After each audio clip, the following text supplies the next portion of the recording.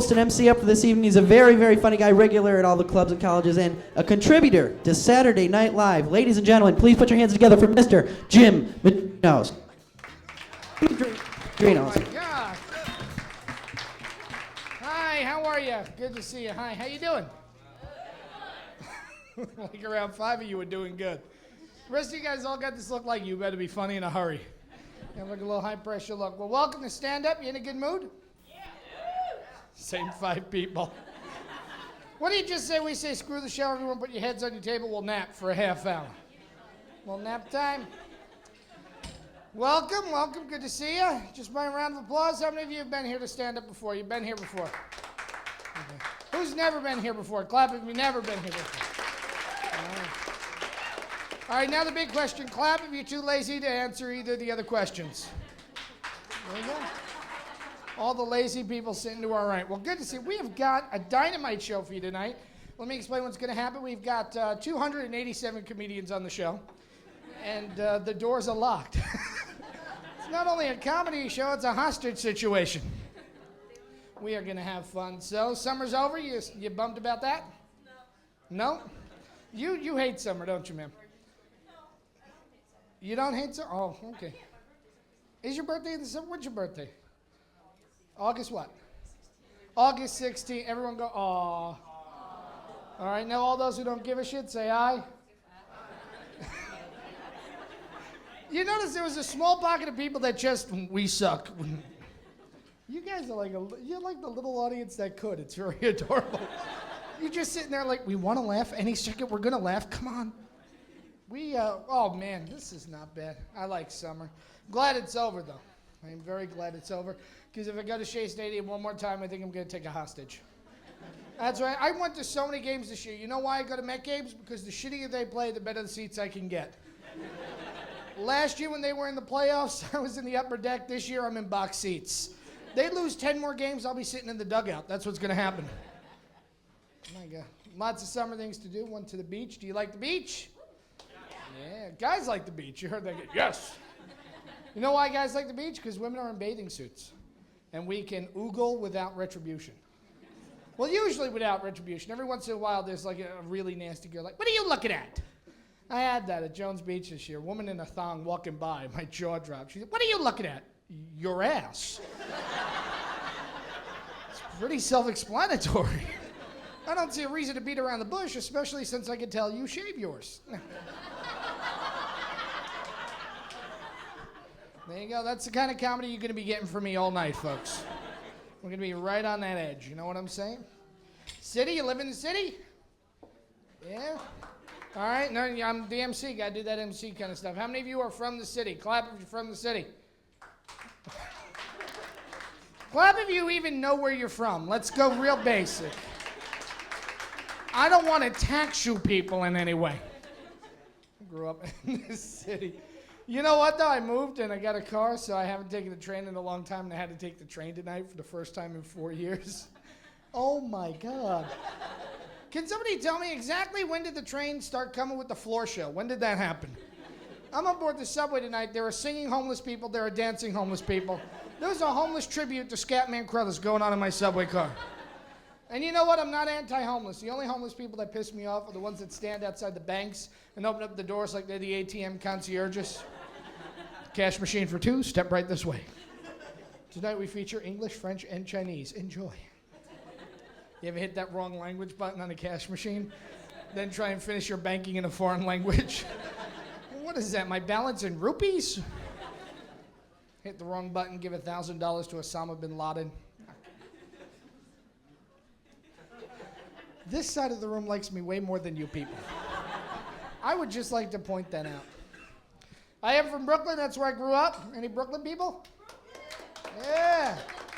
What do you say we get up and smack everyone who's not from Brooklyn? Look at all the Brooklyn people like, we can do that. Now, do I sound like I come from Brooklyn? Do I have a Brooklyn accent?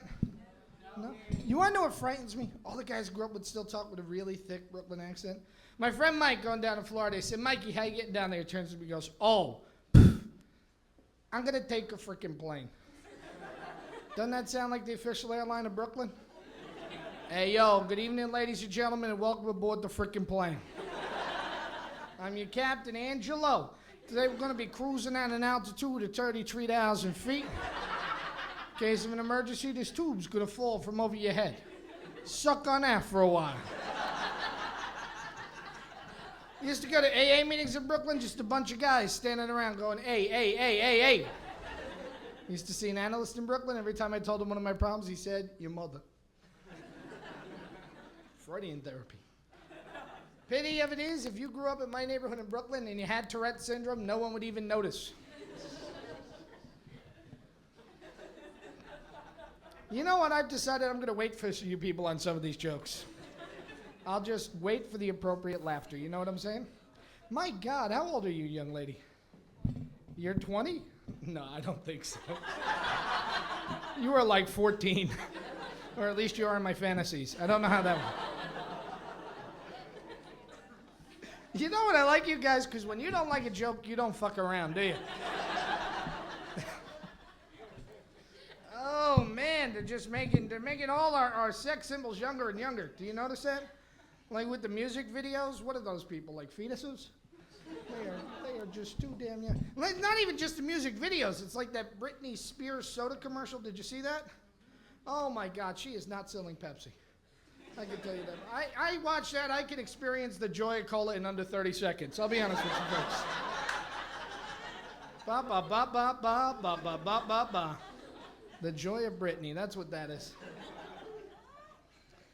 Getting older. You know what I knew I was getting older? My niece came over to the house and she's watching music videos and I come charging out of the bedroom like, will you turn that crap down? And I realized at that moment, I am my father. Oh my God. And then I realized it was a Destiny's Child video and I'm there like, no, you can leave it. You know what? You are so cute. You were just waiting to drink. Is that the deal? You're not drunk enough to really let loose. Is that the deal pretty much? Yeah. Are you drinking? Do you drink? Yes, no? Have I, like, wandered into an evangelical meeting? And nobody... Because you people are sitting there like, he's funny, but we'd like to save his soul. Just loosen up, folks. I used to drink. I was a tequila drinker. Any tequila drinkers? Yeah, that's a nasty drink, isn't it? You drink too much tequila, you'll start answering questions nobody even asked you. Hey, Mike, what time is it? I got 4 kids. My car's blue, don't you tell me nothing. Women and tequila, that's a lovely mix, ain't it? My God, ladies, you drink too much tequila, you lose every bit of morality you've ever accumulated. You're pounding on the men's room door like, hey! Hey! Somebody fuck me.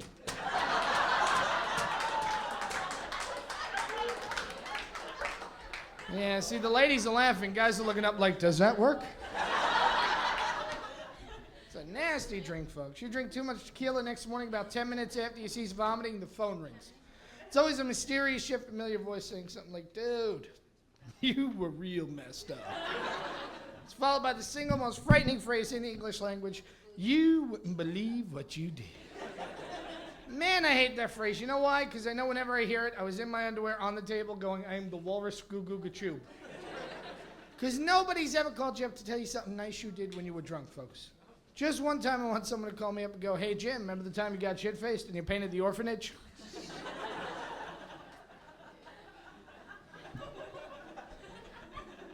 This side of the room likes me way more than you people. Way more. Let me ask you this. Have you ever gotten so drunk you wake up the next morning and you're still wearing the same pants, shirt, and shoes from the night before? Yeah. But you have absolutely no idea where your underwear went? I usually find mine in the glove compartment. Which is scary because it's not usually my car. All right. We got these people seated and then we're going to kick things off. You with me on that, folks? What do you say? Yes? No? Yeah. Oh, you can do better than that. Yes or no? Yeah. They're even louder than you guys. Well, let me explain what's happening. We've got a dynamite show for you tonight, and it's kind of a showcase. We are bringing up some of the top comics of the city, and they're auditioning for a whole host of things. So you guys got to just be real solid and really together. Can you do that for them? Yeah. All right, and whoever laughs the loudest at the end of the evening gets to go home with the 14-year-old. And look at all the guys like, yeah, let's bring it on. We're going to kick things off with a very funny man. You'll probably recognize him from appearances on HBO's The Corner and also Law & Order. Please put your hands together. Help me welcome Donnell Rawlings. Donnell Rawlings, ladies and gentlemen. What's up? Puerto Rico! All right, now I know my car is safe.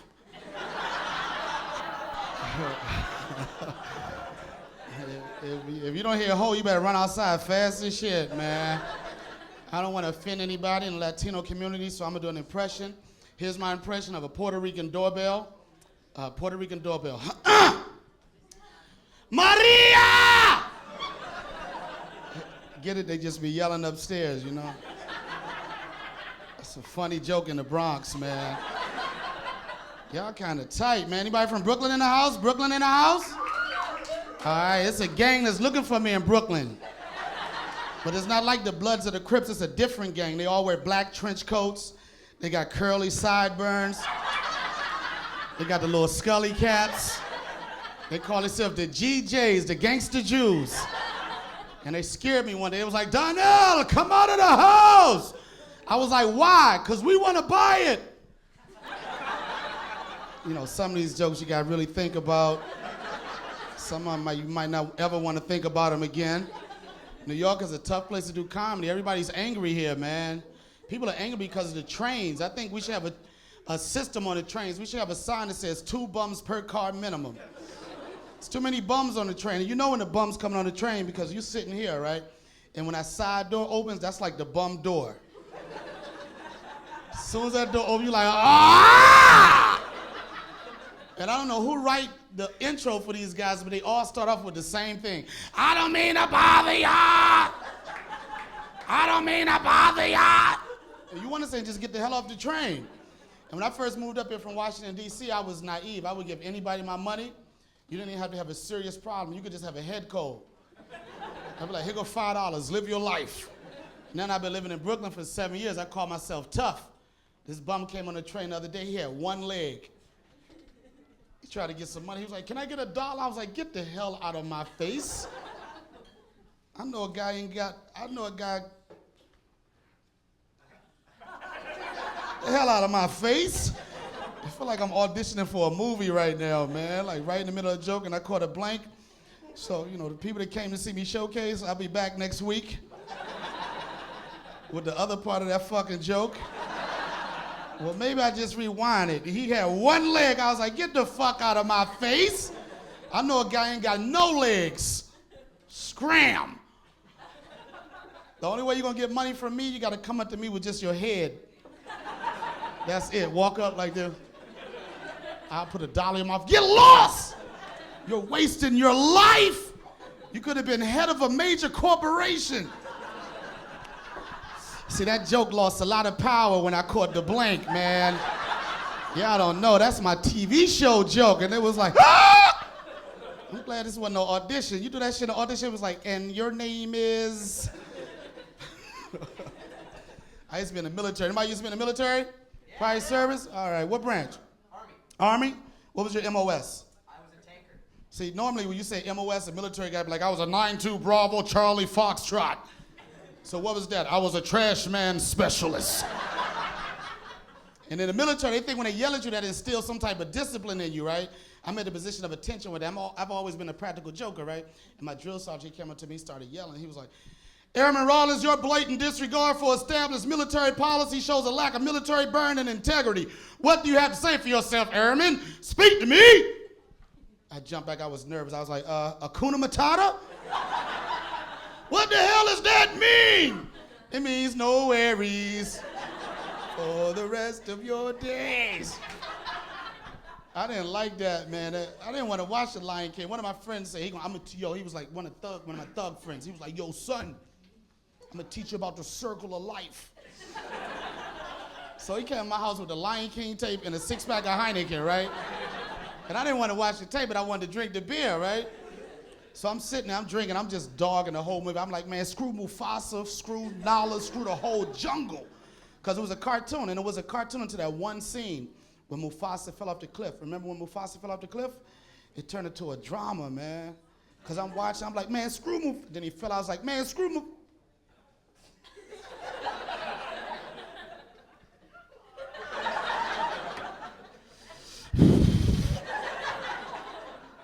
friend was like, yo, what's wrong? I was like, Mufasa. He was like, what about him? He's dead! So why you crying? Because who's gonna raise Simba? Simba turned into a gay lion when Mufasa died, man. Like, I like Mufasa because Mufasa represented the jungle. He was tough. When he walked, you could see the muscles move. He was like, but like Scar, that was like the gay brother. Scar walked like he had scoliosis and shit. Scar was like this. Mufasa. Ah. I normally leave with a bigger laugh than that. But because of that little, discrepancy earlier in the show, I want y'all to edit that. That camera got a self-editing little thing on there, right? Just rewind. I'm tired of doing clubs. I want a TV show. Sick of this shit. I don't know how the fuck I'm gonna get it, man. It's gonna happen. I'm Donnell. Good night. Peace.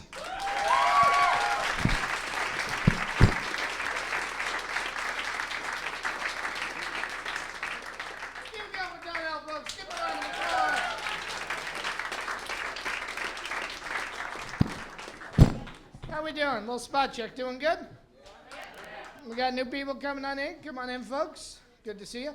Before you got here, we were all naked. Now it's your turns. Weren't we naked, folks? All right. You people are very horny over here. That's all I'm going to say. Well, come on in, sit down. We've got a great show. You're going to enjoy yourselves.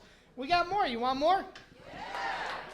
You guys are all giving me this look like we've seen him before. What's he doing back? I'll be back in between all of them. We're going to keep things rolling with another very funny man. You are going to love him. You'll recognize him from appearances on HBO, The View, and The Rosie O'Donnell Show. He's also a regular on Opie and Anthony. Please put your hands together and help me welcome Mr. Rich Voss. Rich Voss, ladies and gentlemen.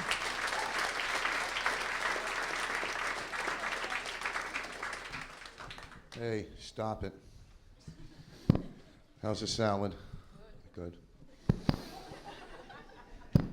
Was that all you're having? All right, good. What's that? Do I have something else? I'm not going to answer. You're from another country, aren't you? Where are you from? Trinidad? You know a guy named Frank? I love Trinidad. Whenever I played Risk, that was the first country I'd take. Right into Trinidad. I'd have a salad, then leave. Salads are big in Trinidad, huh?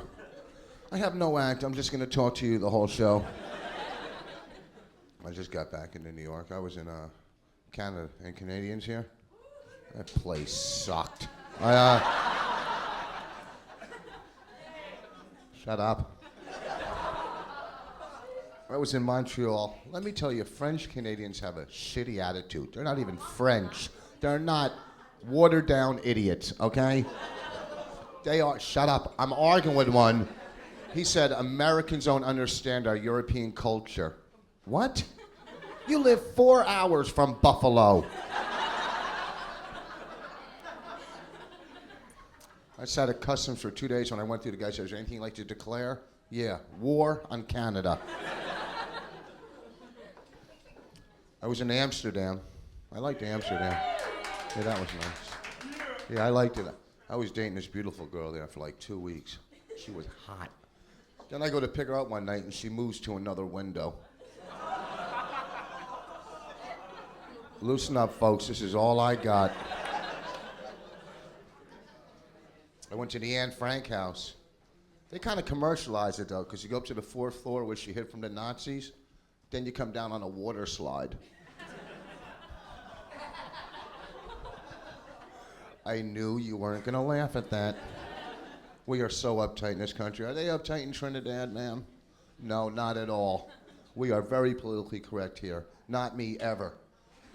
Even in elementary school, the teachers used to say, sit Indian style, so I get a bottle of whiskey and lay in the curb.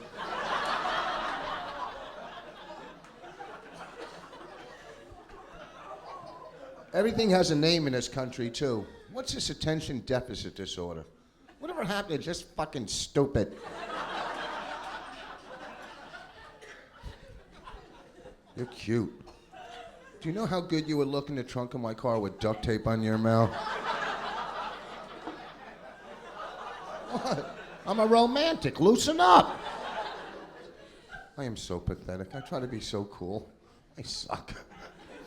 That's how pathetic my life is. I owe my 11-year-old $6 for Girl Scout cookies, and I'm dodging her. And she calls me for the money and tries to be slick and disguise her voice, but I know it's her. But she'll go, "Hello? Is Daddy home?" My 8-year-old's a little wise ass too. I don't know where she gets it from. I really don't. She almost got me beat up in the supermarket the other day. We're walking down the aisle. This guy comes walking towards us. This guy had to be like 500 pounds of muscle.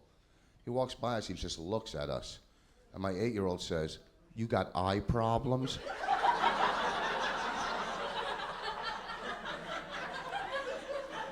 He looks at me and says, "What?" I go, "Hey, I didn't say it. She did." Actually, she just turned 9. Want to hear a great story? This is a true story. My Ellen, she just turned 9 on Monday. This is a true story. And Sunday night, I was working another comedy club, and one of the singers from NSYNC was in the audience, and I had him call my daughter on her birthday. I swear to God, she almost fainted. I swear to God. It's a true story. I know, I can show my soft side. Well, that's how I am. Like, even when I'm like acting, you know, I can be tough or soft, you know. I'm just saying that because maybe there's agents here. Anyhow, you know, I had a guy from NSYNC call her. She loves me. She does. She's a wise ass, but she loves me. She knows how to push my buttons. Mommy's new husband put my bike together. What'd you say? He put my bike together. He's not lazy like you. Mommy said he has bigger feet.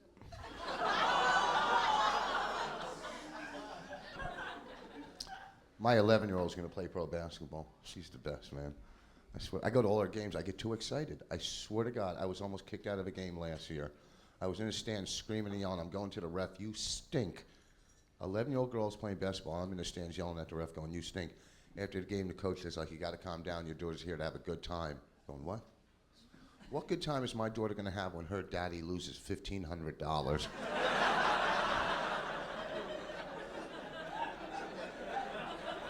You better tell these kids to cover the spread next week. All right, one last thing. I'm in a good mood. I feel good. I'm tired. I'm really exhausted from Labor Day. It's really tiring not being invited to any barbecues. It's exhausting laying home on the floor in the fetal position crying for 2 hours. I just celebrated 16 years without a drug or a drink in my body, 16 years clean. Thank you. Thank you. And let me tell you, folks, I don't need to get high because I've got gambling to fall back on. I'm the worst gambler on the planet. When my oldest daughter turned 7, I threw her birthday party at off-track betting. All the kids are crying. I'm going, calm down, I'll pay you back. Well, folks, listen to me. If you learn anything from this show tonight, really stay in school. And if you're hungry, go with the salad. Good night, thank you.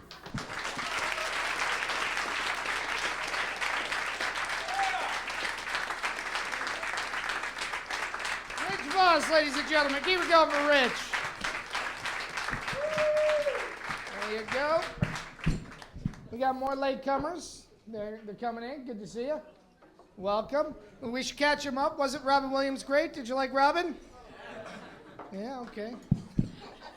You are some cruel people on this little section right over here. I say after the show, just us, we go to my house, heroin and government cheese. You with me on that? Then look it up like, you got cheese? We're all settled in. Some people over there like the government cheese. Good to have you. Getting some drinks. What do you say we skip the rest of the show, smoke a joint? You with me? Oh, now that side of the room wakes up. You know what? I don't smoke pot anymore. You know why? Because whenever I get high, I could swear I could taste the difference in different colored M&Ms. You laughed, you smoked. We nailed you right there. My friend Mike actually used to smoke pot with his mom. Anybody here ever do that? Smoke pot with Mike's mom? Just checking if you're listening. Wouldn't that freak you out, though, smoke a pot with your mom? Kind of like, I'll be really honest with you, never really gave a fuck whether or not you cleaned your room.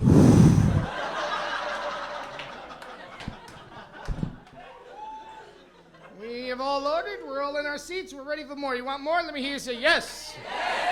All right, well, we are going to continue with another very funny young lady. She makes appearances not only here, but in clubs downtown, such as Irving Plaza. You may recognize her from Comedy Central. Please put your hands together. Help me welcome Miss Marina Franklin. Marina Franklin, ladies and gentlemen.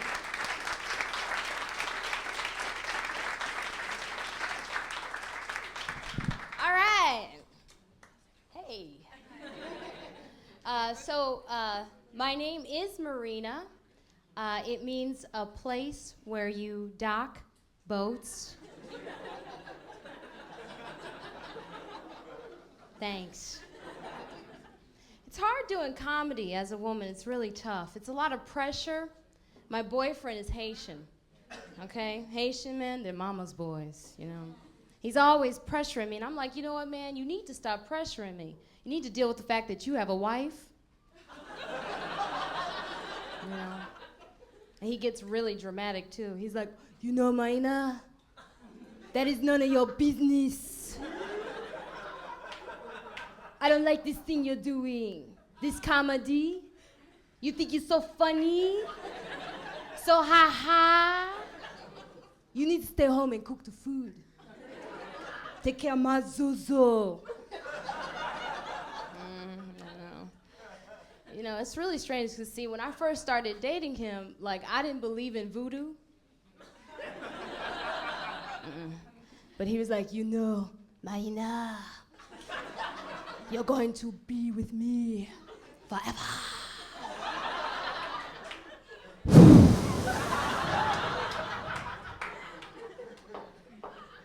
It's hard, you know. It's just tough, you know. So, all right. It's also hard doing comedy because, like, see, I'd rather just focus on doing comedy, but I can't, you know? Like, I have to work. I work in the office environment. I don't like the office environment because, like, women, we in the office, we're very phony, you know? We'll be like, hey. Hey. How was your weekend?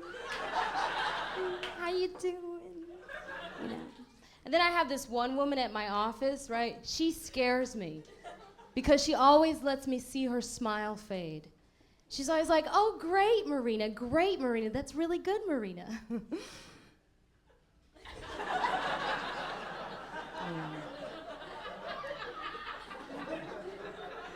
That's really strange, you know? It's weird because I actually, like, I told her that I do that joke about her, right? And she was like, really, that's funny. That's really funny. Yeah.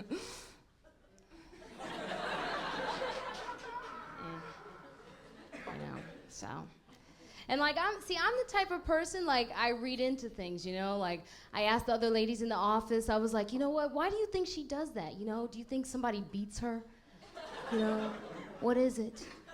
And they were like, no, Marina, she just doesn't like you, okay? Let it go. So I did, man, I did. So I'm from Chicago. Okay, nobody gives a fuck. That's all right. No, but where I grew up, it was like an all-white neighborhood. You know, I was the only black child there, and my mom, she was always trying to make sure that I kept it real, that I knew who I was and that I stayed black, like I was gonna turn. You know? So she gave me an afro. The only problem was that she had shaped it into this continent of Africa on the top of my head. Actually, she gave me a part in that afro. She was like, baby, this is gonna be the Nile. The Nile right here. So it was tough. But I came to New York to fulfill my dreams. You know, I came here, you know, to dream more. You dream more in New York. I'm here, I'm dreaming. I dream a lot about leaving New York, you know, getting out of the city. But I did do like this off-Broadway play, Give It Up off-Broadway play, yeah, it was cool. Actually, it was Brooklyn off-Broadway. Yeah, Bed-Stuy off Broadway. But it was cool. I played this character, Shashu Aisha, and it was great. 8 weeks of performance, all black audience, so very interactive. Yeah, and I have this line where I tell my sister, because her husband just gets out of jail, I tell my sister, I said, maybe if you hadn't put so many unreasonable material demands on this man, this might not have happened. Yeah. And then this girl from the audience, she was like, you need to slap that bitch. I was like, I'm acting.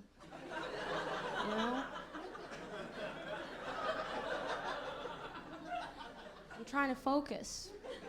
Then later on, like the same girl, right? The girl who plays my sister, she accuses me of being in love with her husband. So she's like, you know what? I can tell from the way you spoke his name. I could tell from the music in your voice when you spoke his name. And then the same girl, the audience, she was like, I heard it too. Anyway, you guys, you've been great. That's my time. Thank you.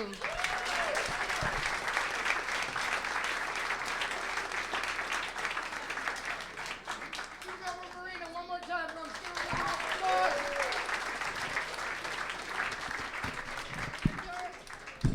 Newcomers, everyone say hi, new people. Hi, new people. Do you feel welcome, guys? Yeah. We won't point out that you're two guys alone with no women tonight. We won't do that. We won't point out that you don't have dates, and we won't point out that you're lonely. But don't look at this table because she's only 14. So keep your eyes front and center. We got more, folks. Care for more? Yeah. I don't think you understand how this MC audience dynamic works. When I ask if you want more, I need some energy, I need some enthusiasm from you people. Otherwise, I'll stand up here and I'll just sing Barry Manilow tunes the whole night. Oh, and I know all the words to Mandy, so don't push it. So you ready for more show? Yeah! All right, Barry Manilow haters, good to have you here. We have got more show. We've got an extremely funny man coming to the stage right now. You'll probably recognize from his appearance last week on the David Letterman show. Please put your hands together to help me welcome Mr. Al Lubell. Al Lubell!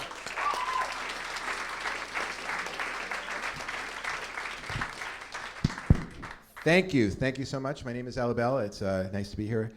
And I'd like to begin, if I could, by telling you all a little about my mother. I was an only child. My mother totally smothered me, incredibly smothered me. And of course, mothers are known for that, right? Fathers aren't. Fathers are not known for that at all. I guess that's why the term for overprotection is smother and not father.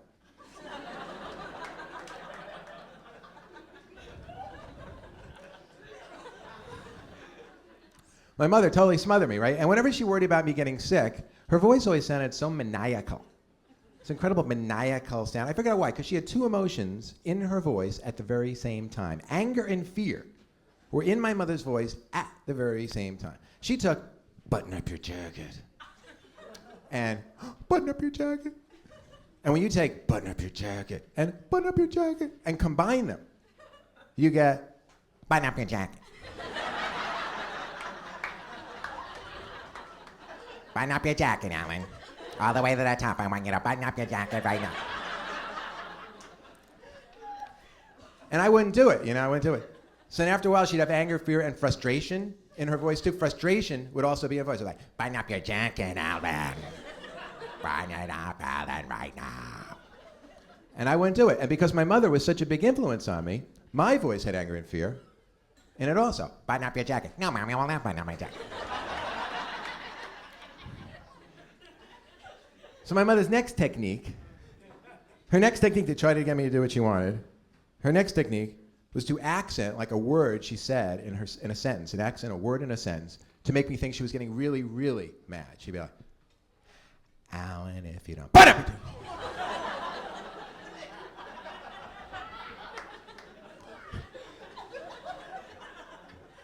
I'm gonna call you. Yeah, my mother was overwhelming, I've learned in therapy. I really have. I was reading about this comedian who was talking about how his mother, during his childhood, was in and out of mental hospitals for his entire childhood. And I felt really, really bad for him. But you know, I think I had it way worse. For my entire childhood, my mother was out of mental hospitals. You know, it would be nice if she went in once in a while. But being smothered by a Jewish mother, you know, that's why I don't want to marry a Jewish girl. You know, I want to marry. Nothing against Jewish women. I like Jewish. I like Jewish women, except for one. But no, I mean, I don't want to marry a Jewish girl. I want to marry a Christian girl. Yeah, you know what I was thinking? If I ever did marry a Jewish girl, I would absolutely insist she convert. Yeah, because I want a Christian girl. I want a Christian girl. I want a Catholic girl, extra Christian.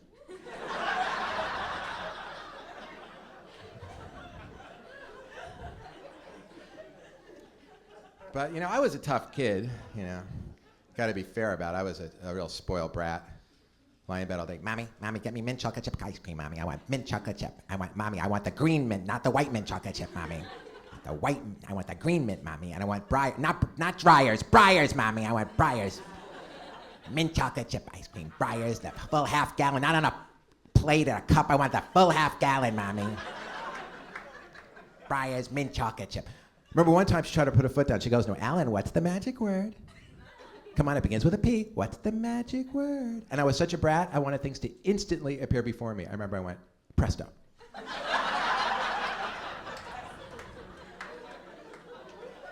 The magic word is presto. Presto, I'm your only kid. You're 45 years old. It's too late to have another one, so move!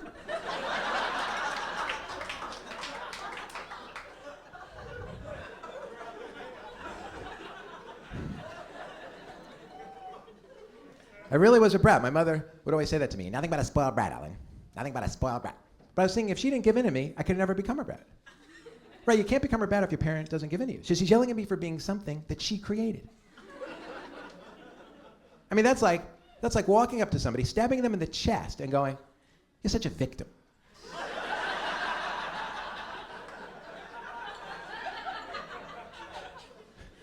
You got the light. In summary, I'll tell you this. My mother calls me. I call my mother on the phone to say, "Hi, Ma, it's Alan." She's so overwhelming, my mother. She's like, "Alan, my son, I just want you to know this, Alan. I just want you to know this, Alan. I live for you. You're my reason for living." Yes, Alan, my entire reason for living. Unbelievable. I'm my mother's reason for living. If I wasn't alive, my mother wouldn't have a reason for living. My mother would die.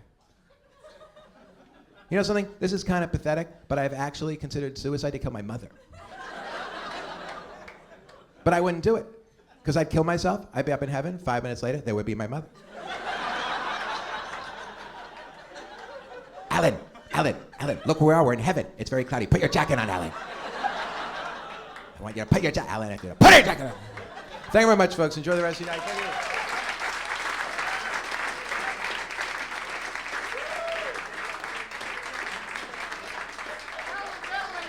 Keep it going for Al. Al Lubell. How we doing? Still spot check. Doing good? Yeah. All righty. You guys, what do you just say we skip the rest of the show, separate into groups and play dodgeball? You want to do that? Oh, man. Shouldn't have even called it dodgeball. Should have been called what it was in high school. Killed the fat kids. That's what it was. Give the geek a head wound. Remember that cruel guy in dodgeball that would hit people that were already out of the game?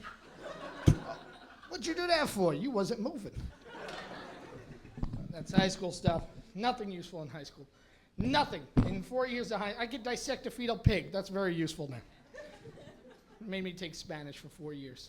Which basically means at this point in my life, I'm qualified to pee in Mexico. That's it. That's it.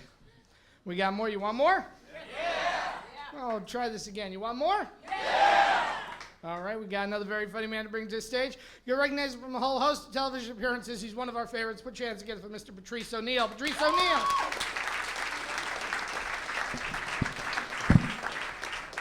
What's up? Yeah, how's it going?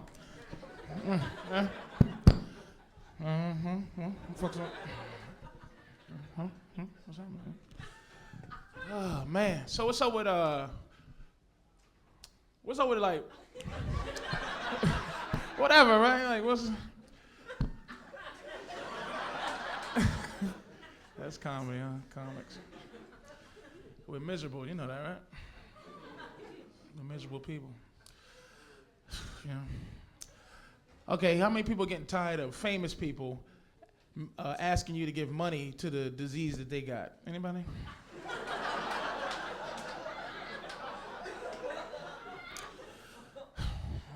Come on.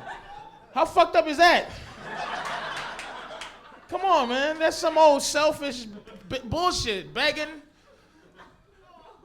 We know you're sick, you know. We give you money, but stop being selfish. Don't be trying to make your shit the worst. Right? You know, that's just shit. I'm going to heckle Michael J. Fox one day while he's talking. I'm going to fucking heckle him. Yes, I am. I'm going to just go, look at white girls. That's white girls' job is to go, That's their job. You are hired. I don't know who hired you to go, he's full of shit. I'm going to say, Mike, listen, I know you got Parkinson's disease, but what about cancer and AIDS? What about that shit? Huh? Why don't you get money to that? And I'll give him money if he says this to me. Well, you know, the problem with cancer and AIDS is I ain't got that shit. Does that make sense for me to give money to some shit I don't have? What the fuck is that? Is that even... Here's how we gonna cure all... Anybody who's on, right? Here's how we gonna get over with the whole disease shit. This is what we gonna do, okay? This is my shit. We vote. The whole world votes on the worst diseases from 1 to 100. And you can't get your shit cured to the one in front of it, voted ahead of it, gets cured first. That's fair, I think. So everybody will be for one disease, everybody. All the stars will be like, hey, this is Montel Williams saying, please, give money to Parkinson's disease, because I got multiple sclerosis and that shit is eighth. I don't know how my shit is under Parkinson's disease. That's some bullshit, but look.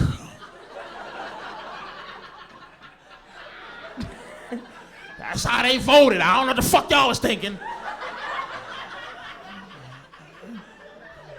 So hurry up and kill this motherfucking shit.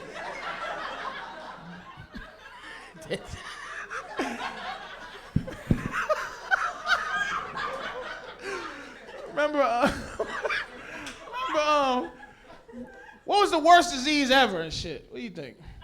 Which one scared you the worst? Ebola. Who said that shit? Fuck yeah. Ebola. Remember that shit? Thank you, miss. We right on the same.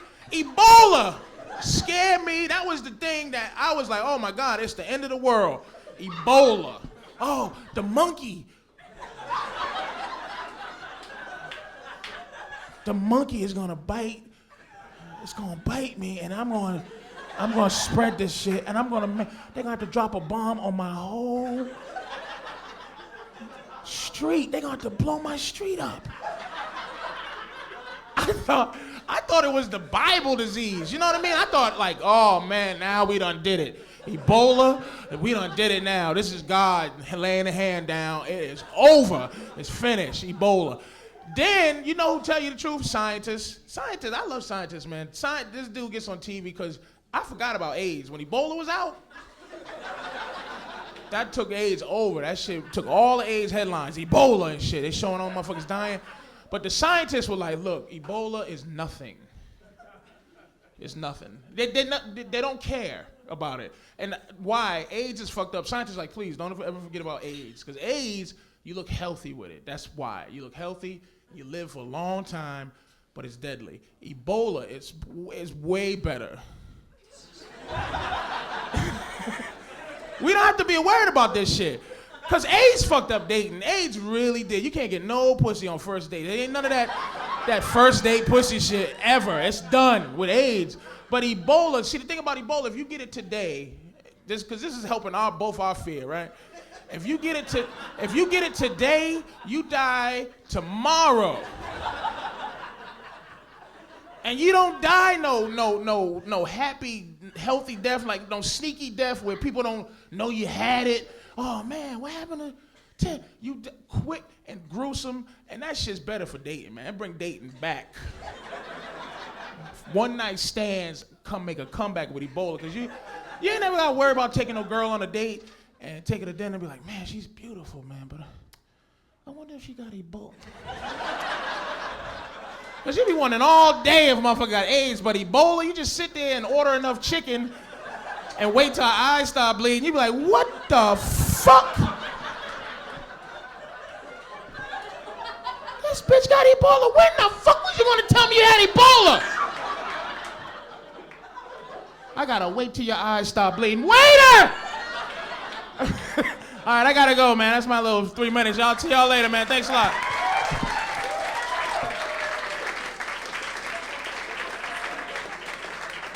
Give it up for Patrice, ladies and gentlemen. Give another round of applause.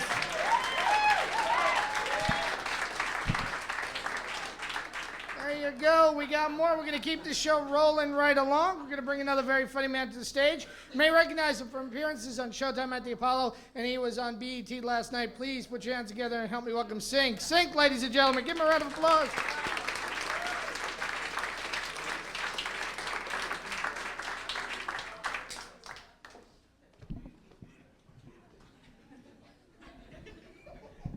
Everybody's looking at me like I'm the wrong cat. What's like Big Daddy Kane's doing comedy. Nah, I'm his older brother, Bigger Daddy Kane.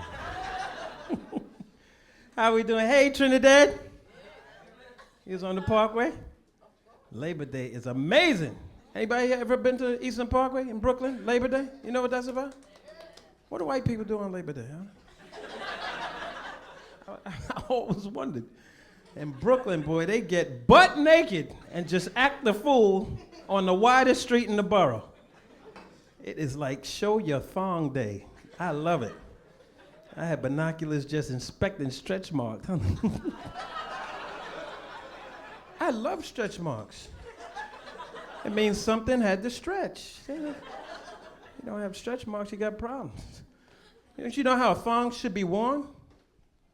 Ladies, thongs should be a triangle at the top, disappear, and then reappear. Okay? Let's review. Triangle, ass, thong. You put it on a thong, you can see it from top to bottom. Take it off your flat ass. Not supposed to have it. And if you put on a thong and it's dangling, your crackhead ass shouldn't have it on either. That's a little public service announcement. I'm glad to see some people that are about something, man. We've been doing so many young clubs, and these kids think they're tough and all. These kids don't know what being tough is. You know what I'm saying? Hey, you have kids? They always complain about this, that, the other thing. And I went to the playground not too long ago, and they have what these kids call a jungle gym. It's plastic, round edges, little ladder made of rope, and on the ground is padding. So the kids fall down and hop right the hell back up and keep playing. You remember us? We had monkey bars. They were steel. And if you fell off the monkey bars, your fall was broken by the concrete. Your fall, your ass, your back, your spirit, everything. Little kids are in rubber swings. Their ass is nice and comfortable. We had the steel box. Remember that? You squeeze into the box and then somebody pulls the bar down.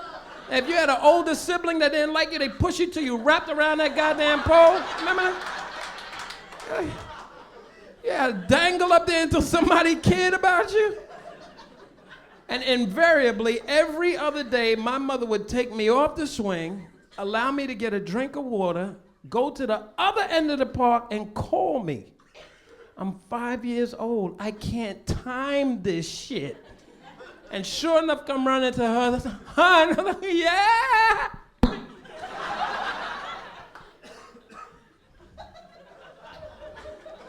We had to wake up 7 o'clock in the morning from Monday to Friday to go to school. And if you wanted to see a cartoon, you had to wake up 7 o'clock on Saturday to catch the cartoon. Do you remember? Just Saturday, cartoons. That's it. These little bastards have 24-hour Cartoon Network. ODing on cartoons, gotta go to cartoon rehab. And they think that their life is tough. We came up in a time, and you know, it gets hard for me. I listen to some of the music on the radios. You know, we came up with a love song when we were coming up with smooth lyrics, stuff that you'd sing to your lady hoping that she didn't hear it, so she thought you were romantic. Remember? Bobby Caldwell, Barry White, you know, beautiful songs. I guess you wonder where I've been. You know the song I'm talking about? Beautiful, you love it. I'll search to find love within. You know what a love song now is? Method Man.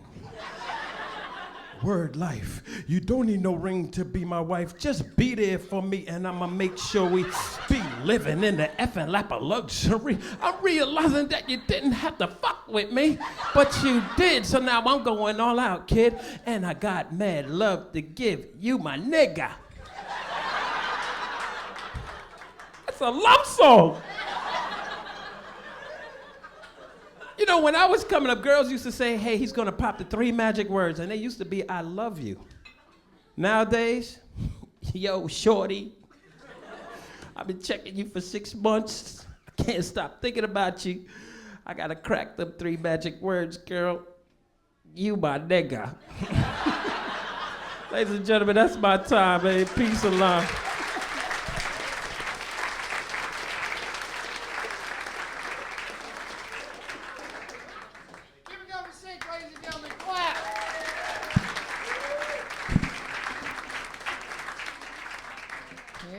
Gotta talk to you guys about a problem. We got a problem. Got a problem. Oh. And apparently I come on stage and people have to pee. What is this? What am I, a diuretic to you?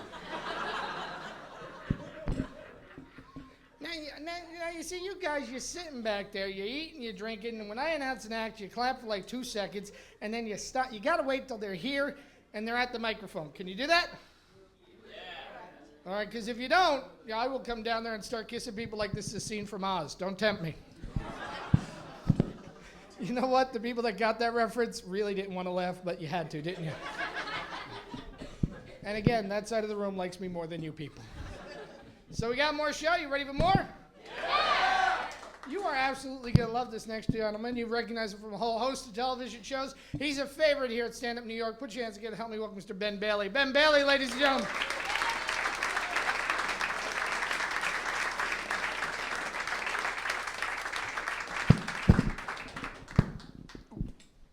So the rule is, if you screw up 1 too many job interviews, you become a stand-up comedian.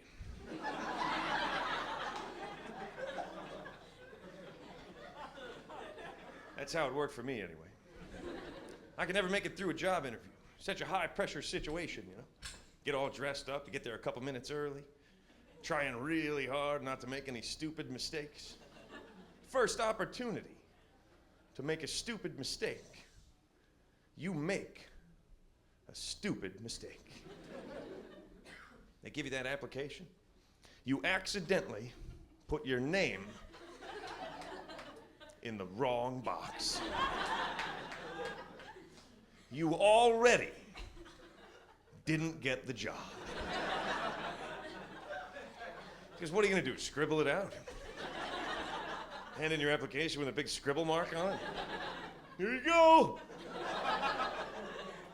Did I get the job? Can't ask for another application either, can you? Could I have another application, please? Why? I put my name in the wrong box. You won't be needing another application, sir. Because we're not hiring any idiots today. You put your name in the wrong box of a job application, you have no other choice but to leave your name in the wrong box. Then you're in the interview, they're like, so your name is Ben Bailey? Yes, it is. And you currently reside at 365 Ben Bailey Boulevard?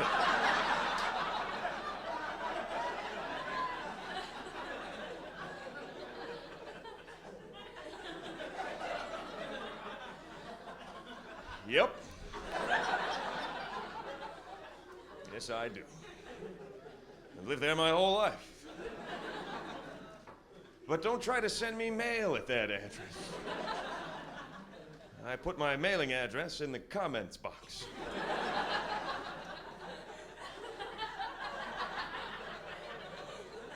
And due to a bizarre zoning coincidence, my zip code is exactly the same as the first 5 digits of my phone number. But I am clearly the man for this job.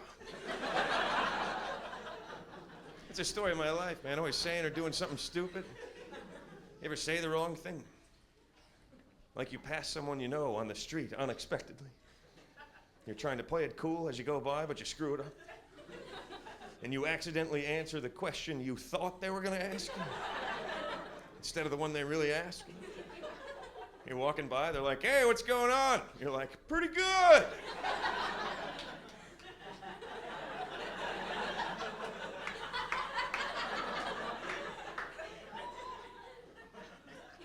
What's going on?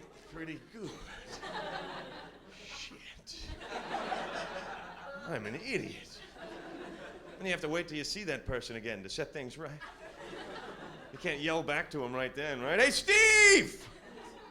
Yeah, I figured out the question. Nothing much. I have a theory. I think that's your mouth jumping ahead of your brain. Right? Your brain knows what it wants your mouth to say, but your mouth just jumps too soon. Doesn't make any sense, right? It happens a lot. You ever ask someone to repeat a question, even though you really heard that question the first time? Problem is, you don't know you heard that question until you say the word what.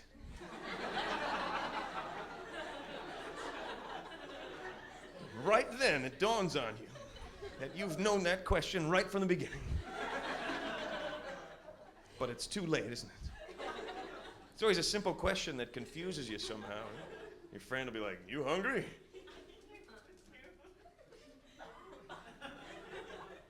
What? Now you know what the question is, but he's already started to repeat it. So you have to cut him off. I said, are you? No, I'm not hungry. But thank you for asking me 1.5 times. Thanks a lot, you guys. I'm Ben Bailey. See you next time.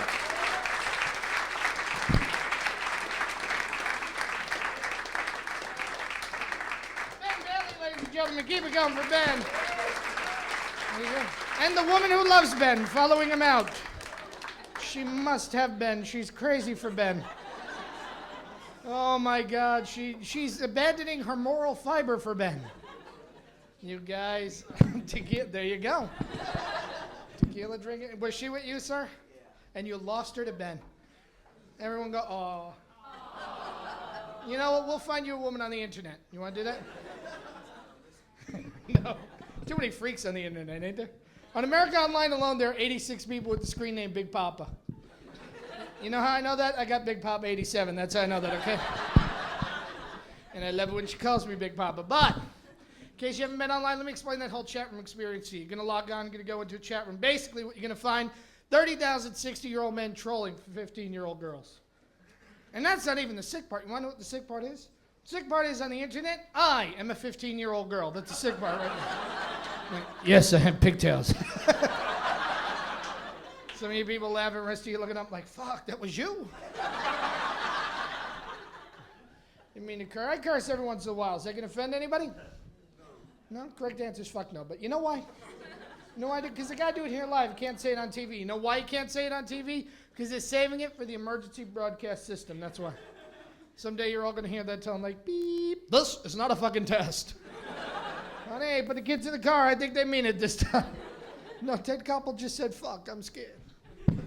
Let's face it, folks. You hear Ted Koppel say fuck, it would chill you to the marrow. Good evening. I'm Ted Koppel. Fuck. Although I thought he was going to say it once. You know when I thought he was going to say it? When Bill Clinton finally cleaned about the affair.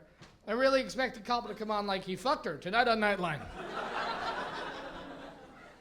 There you go. She is still not back. She is just My God, you really did lose it a bang. I was fucking around, but this is sad. Yeah, I'd watch your woman, sir. The comics are up here tonight stealing women. Is he here? Oh, okay. All right, so I was stalling because the next act I didn't see, and now who's the schmuck now? That would be me. All those in favor say aye. Aye. Fuck you people. All right. And I liked that half of the room before that. Now I'm with you people. All right. We've got a very funny man coming to the stage right now. He has his own HBO, his own Comedy Central half hour coming up later on this year. Please put your hands together. Help me welcome the very funny Mr. Tony Woods. Tony Woods, ladies and gentlemen.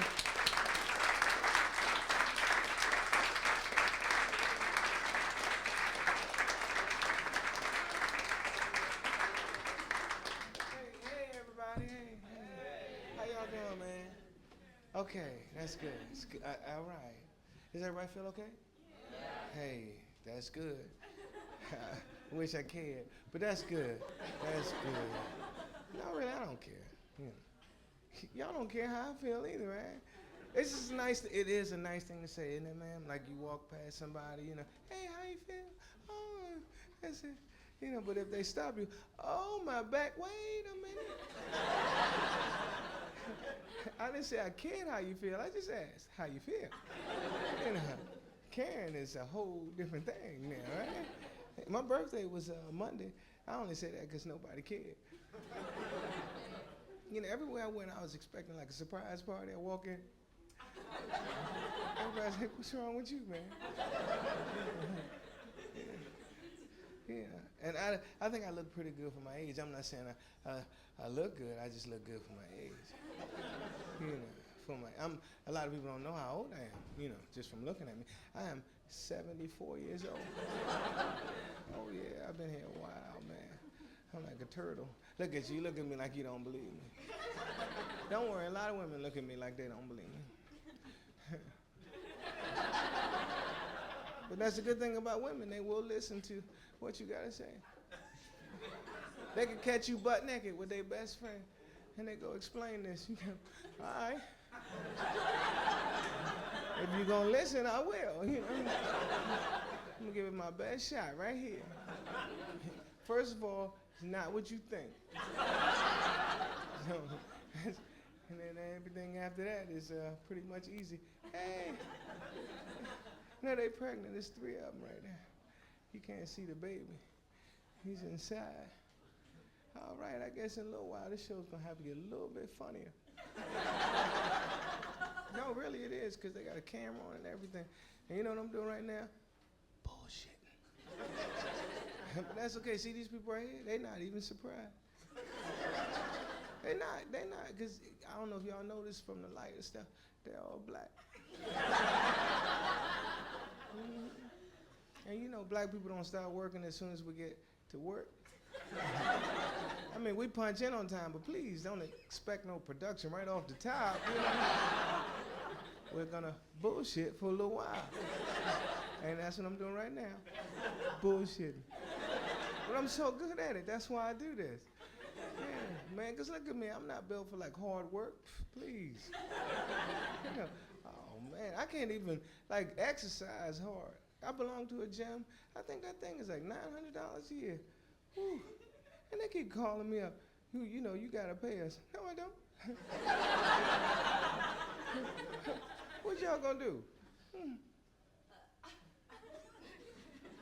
know, I don't like working out anyway. I mean, I would lift weights, but they so heavy.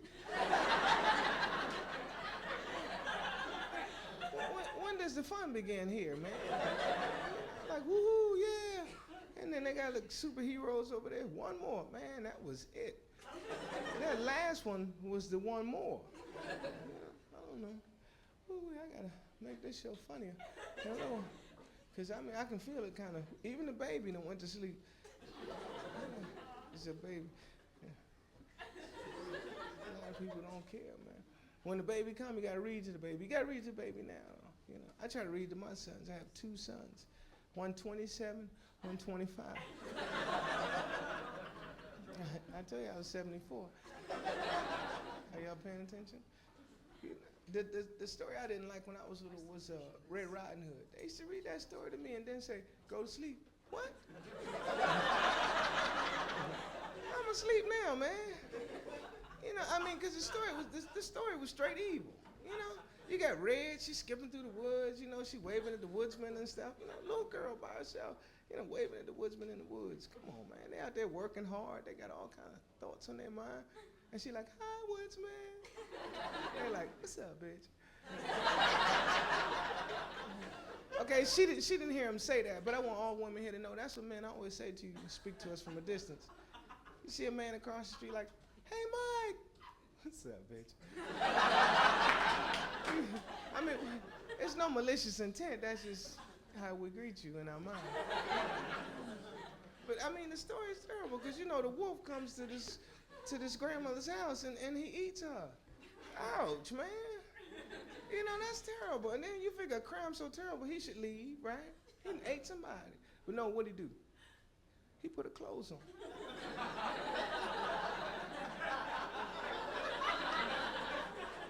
The big bad wolf is a transvestite. You know? I mean, the pigs needed this information. Because, you know, he's been harassing the pigs for years. He killed 2 of them, you know what I'm saying? He killed the 2 stupid ones. You know, it was 3 of them. One built his house out of brick, the other 2 little retarded dudes. No, they wasn't retarded, but they partied a lot. That's what, you know, probably a lot of drugs and alcohol, I don't know. Because you see them in the book, they got like little jackets and whistles, no pants, just party. Hey. I'm gonna build me a house out of stick. I'm gonna build me a house out of paper plates. Whatever, man. Hey, dude, there's wild animals out here. Whatever, man, we partying. I mean, and they, you know, the wolves, I'm a huff and puff and blow your house down. They was, oh, God. But if they had known, you know, that he was a cross-dresser, not that makes you weaker, but it does lower the fear factor. You know, like if this guy jumped up right there and said, I'm gonna kick your ass, I don't like your show. You know, I'm like, oh, okay, you know. But if he say, first, let me take my high heels off, I'm not as afraid. You know, I am not as afraid. So, I was expecting my show to end with like a boom, but I don't think that's gonna happen. We're just gonna cruise through this. Man. I don't know, maybe we'll go to commercial break or something like that. You think? Okay. Because I figure, you know, I don't want to make you laugh too hard anyway. Everybody else been doing that. You've been laughing hard. You know, spit your drink out through your nose. No, just want to giggle a little bit. That's enough. Ha, ha, ooh, he was okay. Don't stress you. It don't stress me. Hey, it's all good. And I mean, what other 74-year-old man can do this? Ta-da. Y'all be good. My name is Tony.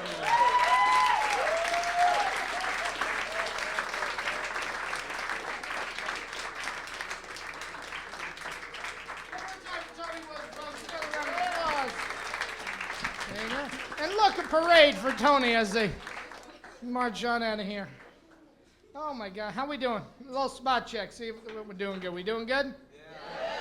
Yeah, okay, we got another woman leaving.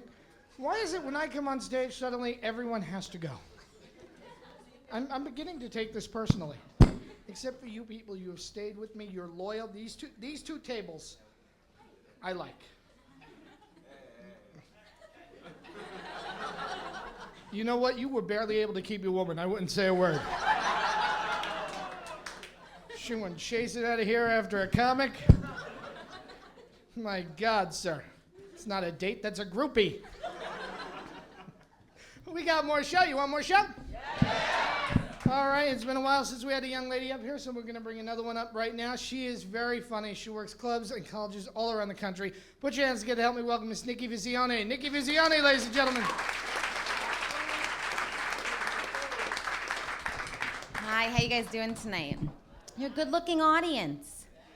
You are. I was checking you guys out on my way in. I was checking you out. I do that. I check women out more than men. I do. Like, I don't even look at me that way. I know you were checking out my ass.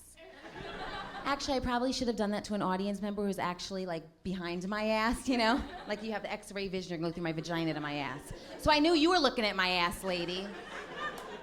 I have this thing, like, and I know women have, we have this, like, secret underground competition with women, like the ass off. You guys know what I'm talking about? Like you see a woman on the street and you feel a little bit competitive with her and you're like, oh my God, my ass is so much smaller than hers. And it doesn't matter if she like has an MBA from Harvard, you're just like, I win because my ass is smaller. You know what I'm talking about? We have issues, 20-somethings, we do. We absolutely have issues. I have a roommate who's smoking cigs and popping her birth control pills.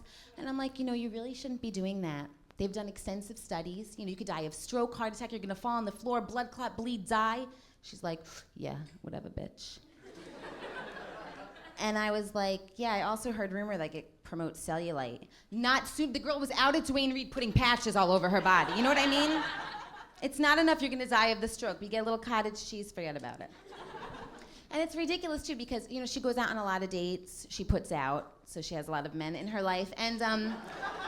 And she's ridiculous because like before every freaking date, you guys, it's like, does my ass look big? Does my ass look big? It's ridiculous. She does the whole wrap around thing, tie the sweater around her waist to hide the ass. I'm like, honey, wipe the shit out of your eyes and see yourself for who you are, a dirty slut.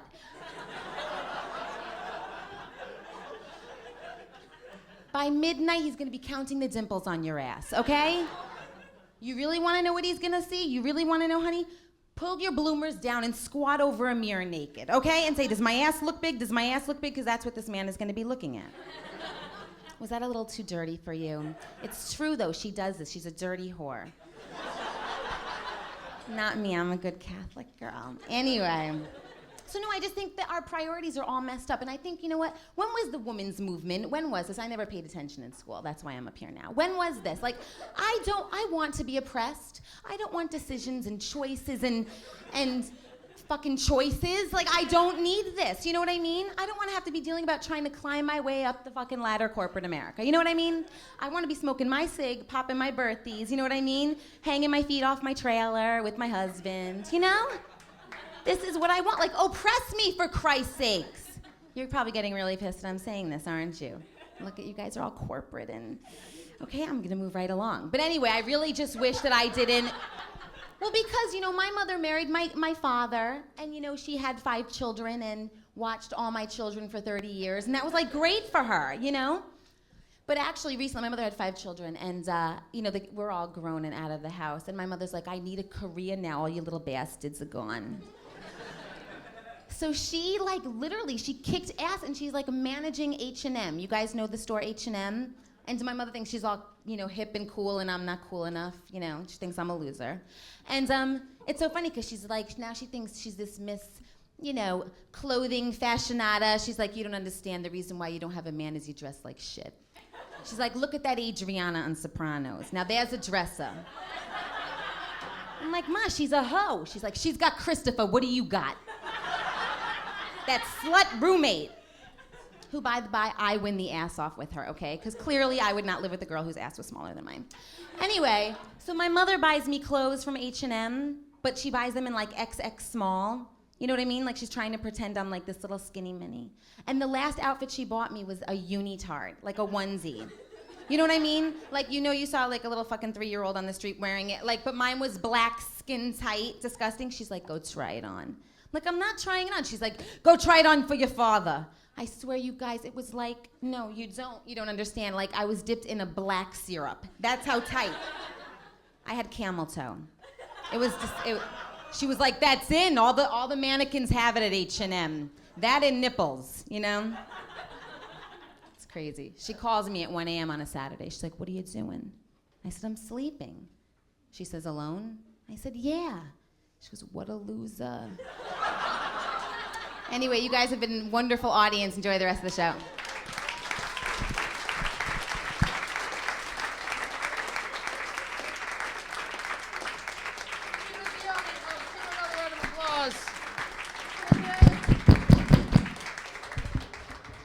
All right, 245 comics left. Are we still psyched? We are going to have comedy till it comes out of your yin-yangs. I don't know what a yin-yang is, but you got to keep it clean. That much I know. So you want more? Yeah! You are going to love... Oh, we got some people wandering in. Let's get these people seated before we bring the next act on stage, because it would be really rude. You know what I'm saying? You don't want to be rude, do you, ma'am? No. Are you married? Yeah, how old are you? You're 21. Welcome to Fake ID Night here at Stand Up New York. Holy sweat. Anybody with a fake ID, come on in, we'll serve you. We don't care. Said here she was 53. I didn't. Who am I to question? All right, we don't give a shit about our liquor license. You know what? Later on, I'm going to buy you some Legos. That's how young you look. All right, we got another very funny man to bring to the stage, and I think we're all settled down and we're all seated, so we can continue. Another very funny gentleman. Probably heard him on WNEW Radio. Put your hands together. Help me welcome Mr. Chuck Nice. Chuck Nice, ladies and gentlemen.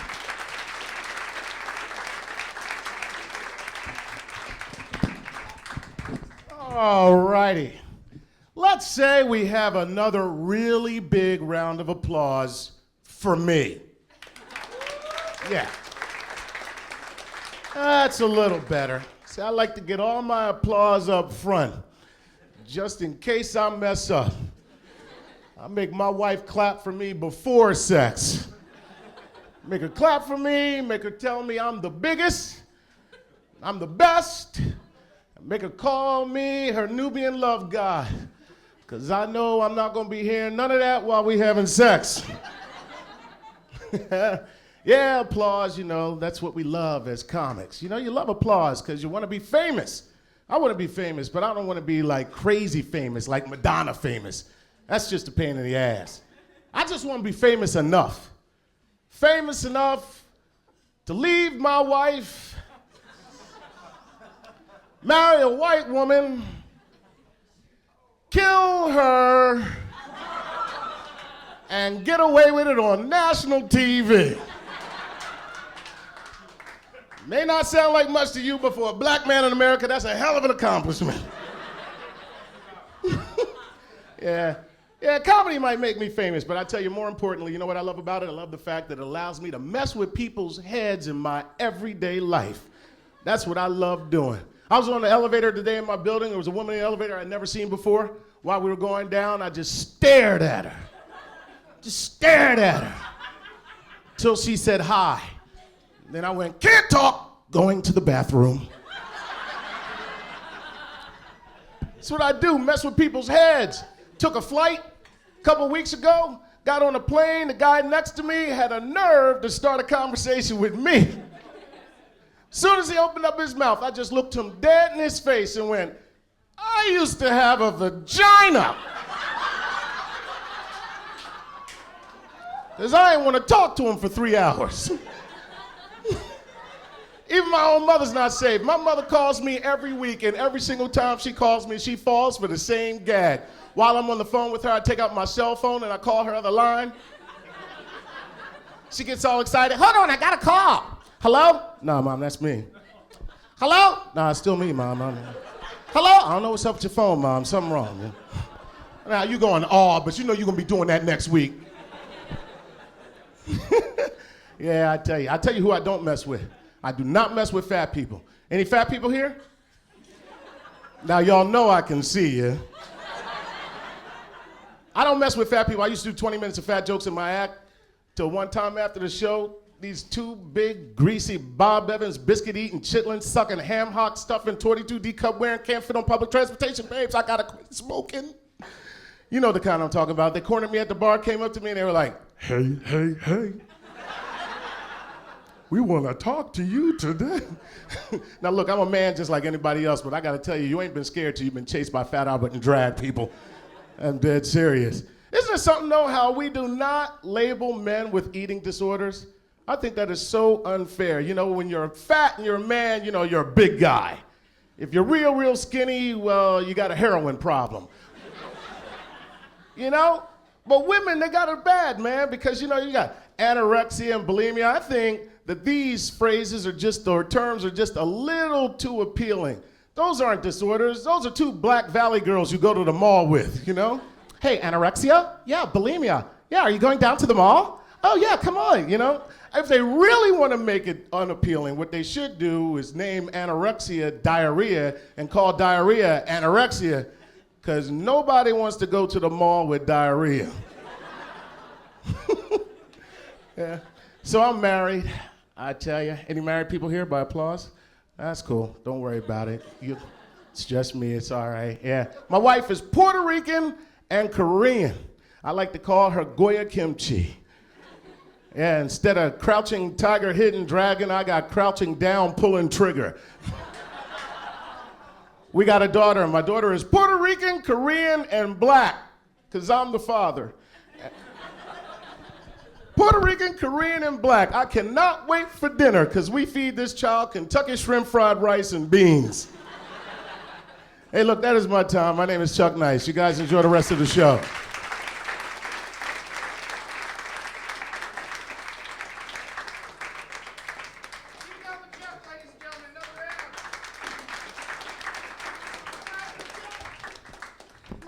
And there's his stalker. There she goes. Now she's going the other way just to try and distract us from this. Look at this. We got a whole. So long. Bye. We'll miss you guys because we're lousy shots.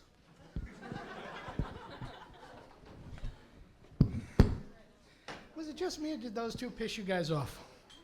The whole show. The whole show. I just want to go out there and give them a wedgie. All those in favor say aye. These people are crueler than you, too. All right. So, you guys, we need to get the energy up because, you know, it's getting to be later, so we need the energy to go way up. Can you do that? Go through the roof? You just want to say fuck the show and nap for the next half hour? Oh, my God, because we got more show. You want more show? Yeah! That's what I wanted to hear. You are absolutely going to love this next gentleman. He has been doing shows all around New York and all around the country. Please put your hands together. Help me welcome Matthew-Leonard Boylan. Matthew-Leonard Boylan, folks. Hey, keep it going for Jim Madrino, sir, eh? Come on. Oh, you're doing a good job. Woo! Hey! Woo! God, man, I'm feeling a bit nervous or a little happy. Huh? You guys feeling happy? Yeah? Yeah. That seemed a little forced there. Yeah. Fucking last guy keeps asking us that. Just make us laugh and get the next one. Okay. Whew. But never like I've never been jump up in the air happy. You know, and have to pull one of those like click your heel things there. You're so happy you gotta go, ah! Gee, many crickets. I got my mortgage. You just turn into an Irishman by the end of that, eh? Ah! The test came in negative. I'm gonna live. I just gotta be careful and protect myself. Protect myself. Trying to fucking wake you guys up. You guys are looking at me like you're waiting for something to happen behind me. Am I in the way of something? I start getting paranoid. There's a big jug of Kool-Aid that's gonna break out of the metal any second here. Kool-Aid, Kool-Aid, tastes great. Remember those commercials? No? Never be happy to see the Kool-Aid jug, eh? Oh, good, finally, he's here. We're just dying of thirst. We were just complaining like a second before. Do you got anything to drink? No, just milk. And then suddenly, Kool-Aid! Nobody ever freaking complained about the broken wall. Hey, asshole, stop coming in through our rec room paneling, okay? No, I'm not fucking thirsty, okay, now? You pissed me off. Don't sit on my face. Don't do that. You're getting punch on me. I'm having a good time. I think that's what counts. Is the suit too much, though? Am I being too formal? Yeah. With the, no? So I don't usually wear the Vegas look. Is it too short, though, a bit with the cuffs? I don't know. I got it off this old guy in 57th. He didn't put up much of a fight, you know. Give me the jacket, old man. Give it to me or I'll push you. Okay. What are you guys, pro-elderly or? You guys like pro-old or something? Old people in the house? Am I too white for that? Okay. My little nephew wants to be black. He's about 16 now. He's so not gonna make it. You know, he's got a whole little posse of like little white kids, and they're like, yo, what you doing, man? Yo, man. We're like calling each other the N-word. Like, fucking take it down a notch. You're from Vermont. Okay, like, chill out, baby. So black people could do it. Lopez can't. But, you know, It's like it shows what their culture's been through. They're taking it back. It actually sounds cool. I don't know if white people could pull off the same amount of cool with our like racial. Hey, cracker, what's up? Honkies in the house say yes. How's your cornflake butt doing? How you doing? White crust. Home slice. Yo, Caucasian. Asian cock. Yo, what's up, cocky hunky? Yo, what's up, white folk? Okay. So I fucking look like a twit. How you doing, Applejack? Don't fucking call me Applejack. Don't call me Applejack. I draw the line at Applejack.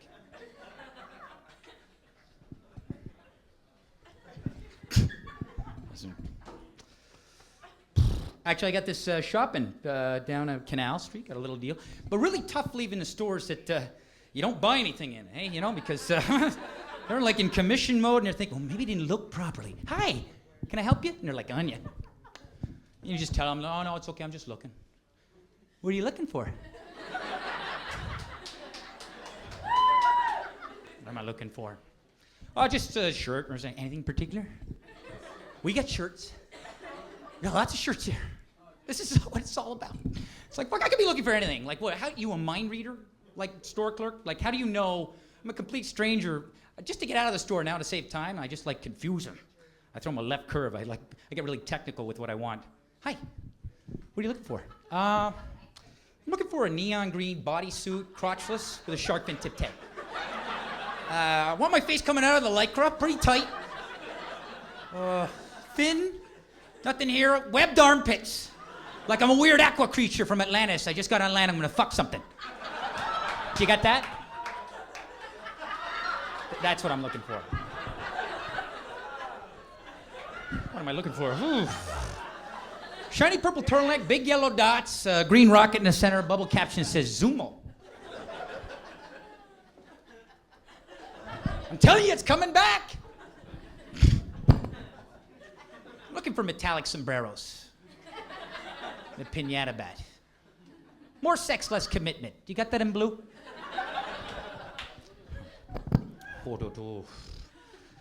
I was in Vermont actually doing some shows, and Vermont was the first state to like abolish capital punishment, like publicly. You guys hear about this? They stopped hanging people publicly, and the last person they hung in the States publicly was in Vermont. You guys hear about this? No? Nobody? It's a true story, man. This is a treat. Because it's back in 33. Apparently the news crew screwed up on a knot or something, like when they dropped this guy. And I guess everybody was there, like court officials, judges, townsfolk, families. It's like a fucking family event.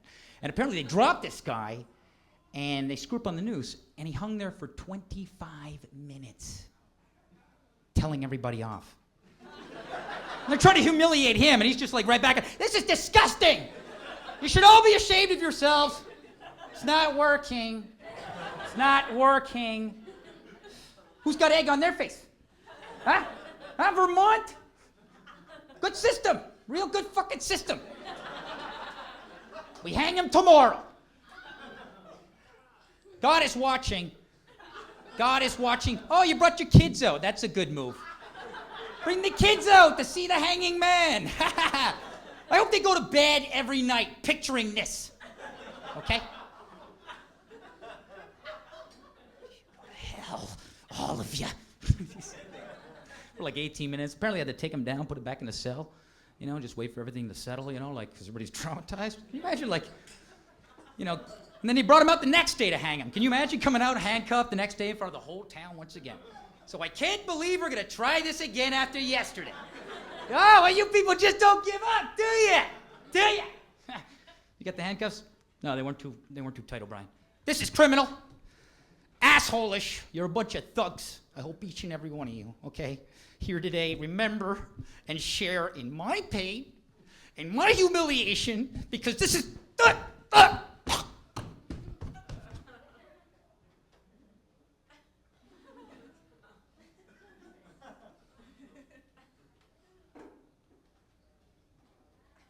I don't know what you're trying to prove, you know, because it didn't work yesterday. Doesn't seem to be working right now. I don't think it's gonna work tomorrow. You fucking hicks couldn't tie a shoelace. Now you're wasting my time. Okay? You know, and they hang him like day 3 again. That's a good thing I packed the lunch, huh? Because I have a feeling we're going to be here all afternoon. Okay, folks, that's it. I'm Matthew-Leonard Boylan. That never happened.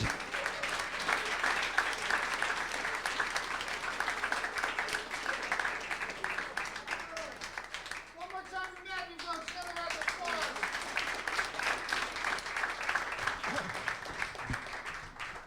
Sure, leave me. Go ahead, sir. Go off with you then. So long, bye-bye. While you're gone, we're going to be raffling off your woman. We'll start the bidding at 45. 45? Do I hear 45? 45? Oh, there's one guy back there. Really? 45? We're not going to raffle you off, man, but after the show, if you're really nice, we could go home with the guy who lost his girl to the comedian. More show? You want more show? Yeah! Very funny man to bring to the stage. You were definitely going to recognize him. He's one of the co-hosts of Fox News Insiders. Put your hands together. Help me welcome Mr. Sam Greenfield. Sam Greenfield, ladies and gentlemen.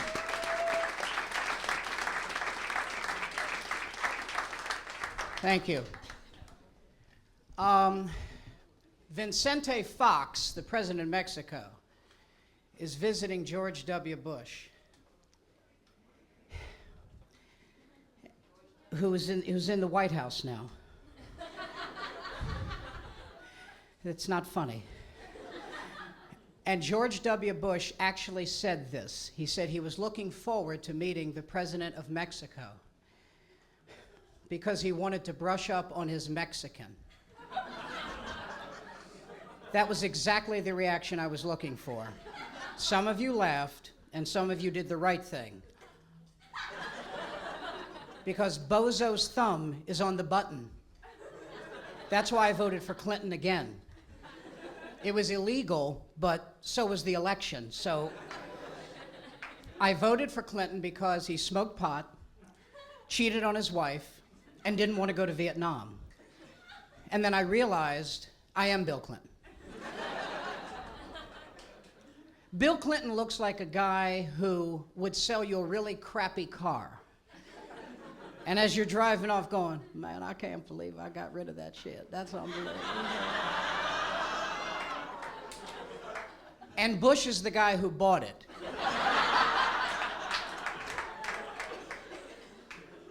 If you look at Bush closely, which I never thought I'd say on a comedy stage, but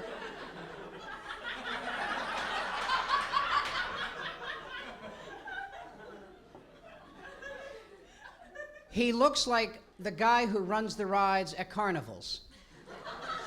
You've seen them, right? They look like Dawn of the Dead is missing an extra. And now he's controlling your lifespan at 90 miles an hour on condemned aluminum rails. 3 teeth in his mouth and unfiltered cigarettes wedged in the gum gaps. He has a tattoo, born to be unable to read this. He comes from a state where the motto is,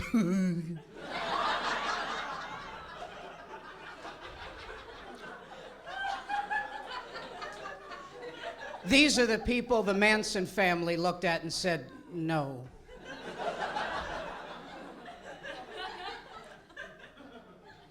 You know what's amazing? You're laughing, but you get on those rides. You get on those rides, and who sits in front of you and behind you? Children. What are the 2 things children know nothing about? Nausea and death. You're an adult, you're throwing up meals you haven't eaten yet. There's sweat on parts of your ass you didn't know there were pores. Now the ride's going around at Mach 4 and your eyeballs look like Wile E. Coyotes and he's overshot the cliff and your keys have flown off to another city and the children, of course, are going, Wah! Like they're reaching to God and you want to help them. Come here. Wah! So finally this dildo of death comes to a halt. I'm a sucker for alliteration. And what does Homer at the helm always say when the ride ends? Wanna go round again? Au contraire, Zeke. I think you're late for the cousin fucking festival.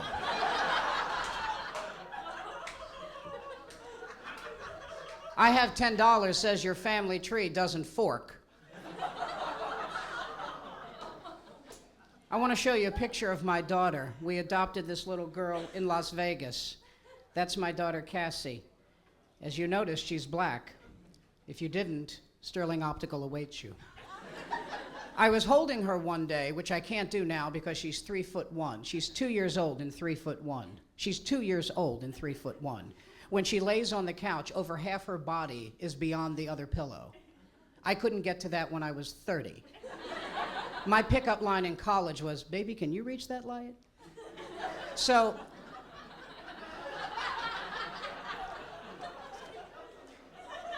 I do visuals. So I'm holding her, and this old white woman, and when I say old, I mean cycle 9, walks up to us and does what only New Yorkers do. See, in other cities, they go, "Oh, look, white guy with a black kid." No. In this city, she gets right up in my face and looks at me and my daughter and goes like this.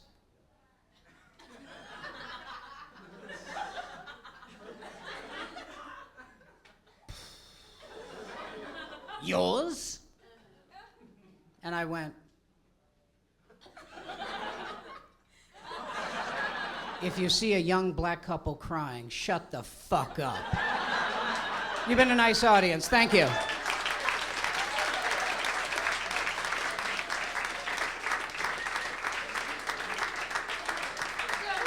Ladies and gentlemen, keep it going for Sam.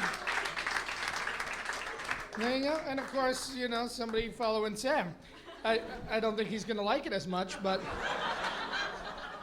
you know, you could try, sir. I don't think it's going to work. He's a lonely man, isn't he? We have more. Do you want more? Yeah! You're absolutely going to love this next young lady. I had the pleasure of working with her before. She is from Houston, Texas. Put your hands together. Help me welcome Miss Vicky. Miss Vicky, ladies and gentlemen. How you doing? All right, New York, New York. What a lovely town. Until you try to find a damn apartment. But it is good to be here. It's good to be here. I like it here. It's good to be anywhere where my kids aren't. Because I'm a single mother. Any single mothers in here by applause? Any mothers in here by applause? Claim the little fuckers. Hell, I got to claim mine, okay? Because I tell you, being a single mother, you can't go anywhere when you have kids. Oh, you can't even go to the bathroom. They're knocking on the door. "What you doing in there?" "Get away from the door, okay? Get away from the door." And the first thing I got rid of when I became single was my minivan. Oh, men don't look at you when you drive a minivan. They see these little fingerprints on the window. It's like, oh shit, you got kids, we got to go. So I went and got me a little smaller car. Yeah, I took that car home. My kids looked at me. They looked at that car. They looked at me. They looked at that car. They looked at me and said, "Mom, where are we going to sit?" "On the sofa. Mama's going for a ride, okay?" Had to get rid of my pager. Kids are paging me 10 o'clock at night. Paging me, telling me to bring home Pop-Tarts. "Oh, Mom, we're out of Pop-Tarts." Hell, I'm trying to get my oh, hell. You know what I want. I said, hell, I'm trying to get my tart popped. Because a single girl's got to do what a single girl's got to do. And I hate vacationing with my kids, too. I took my kids to the zoo. They're pissed off at me because the animals don't move. "Mom, look, they don't move. Look at them." "I'll throw your ass in the cage. You'll move then. What do you think?" Kids are working my nerves. And why do they have to eat every day? Every day they're hungry. Didn't you eat at school? Don't burp. It lasts longer, okay? And being single, men I meet want you to cook. Men think because you have kids, you can cook. No. Because I'm a microwave mama. I do not like to cook. How many women cook for their men by applause? Yeah, you trying to get them. Because this is a new millennium. If it doesn't say add water, heat, and serve, fellas, you just out of luck. And I've got 2 sons at home. I just found out they found themselves. Can't find lotion anywhere in the house.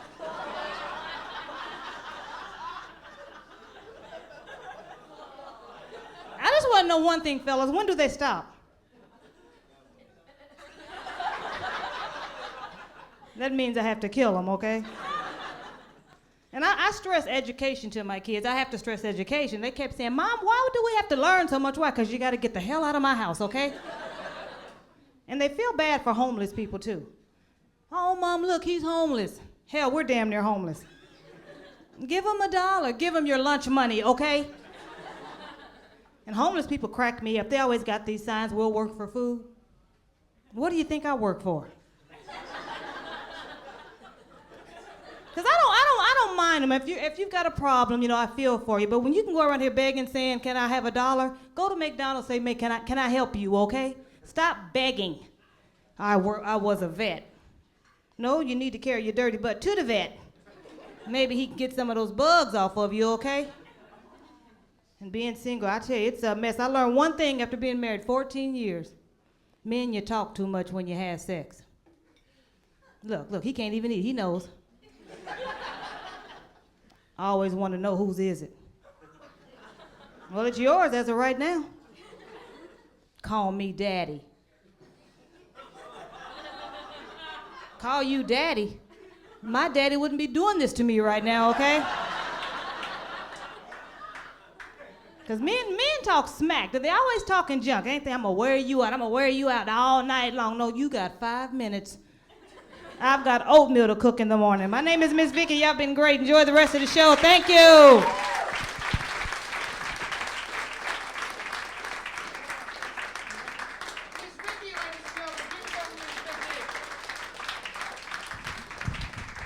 My God, we still hanging in there? Yeah. All right, I gotta let you guys know at the end of the show we got a special guest, celebrity, gonna come up to close out the show, so you gotta stick around, okay? Don't make me come down there and start giving out wedgies, because I'm starting with you, sir. You were the guy that left before. Did it work out with Sam? Yeah, no, okay. Yeah, I think you're too tall for him. I think that was it. All right, so, well, Paul, this side of the room, you ready for more show? Yeah! All right, what about this side of the room? Yeah! Half the people and you're louder than them. Why is that? What is wrong with you people? We'll try this again. You ready for more show? Yeah! What about you guys? Yeah! You guys suck. All right. No, we're good. We're going to keep this going right now. We got another very funny man to bring to the stage. Please put your hands together. Help me welcome Mr. John Mooney. John Mooney, ladies and gentlemen. Hey,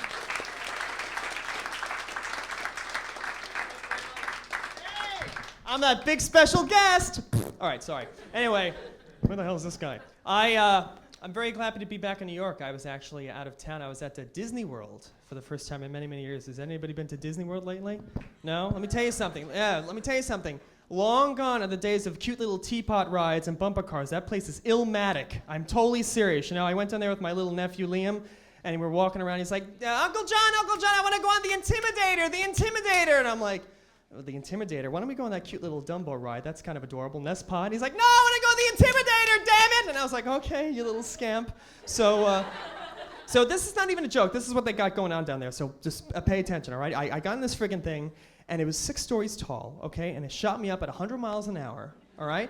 Then a free fall dropped me, seriously, at like 200 miles an hour. And at the end of the ride, one of the 7 dwarfs came out and punched me right in the fucking nuts, all right?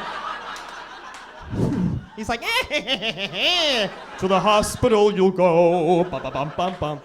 I don't need this, okay? Very upsetting. I was visiting my parents today to add insult to injury. That's always a good time. I love my parents a lot, but everything in my parents' house is like really old. You know what I'm talking about? She does. I hate it. You know, like I go to my parents' house. This is what happens. Like my parents are like, my mother tries to surf the internet with like my old Atari 2600. It's ridiculous. You know what I mean? And like to this day, I'm not even joking. My parents don't have a touch-tone phone in the house. They have one of these push-button phones that still has rotary service. And there was a big radio station contest that I tried to win, but I couldn't get through because of the fucking phone, you know? Like the DJ's on the air, he's like, if you can reach me within 10 seconds and tell me the middle name of Captain James Kirk, you will win $25,000. But you must reach me within 10 seconds. 10 seconds, people, 10 seconds. And I'm like, I know the name, it's Tiberius. I'm gonna win, 10 seconds, I got it.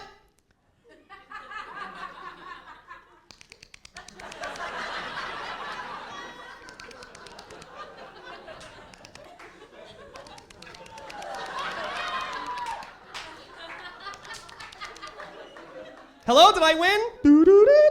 The contest you were trying to win ended 37 days ago.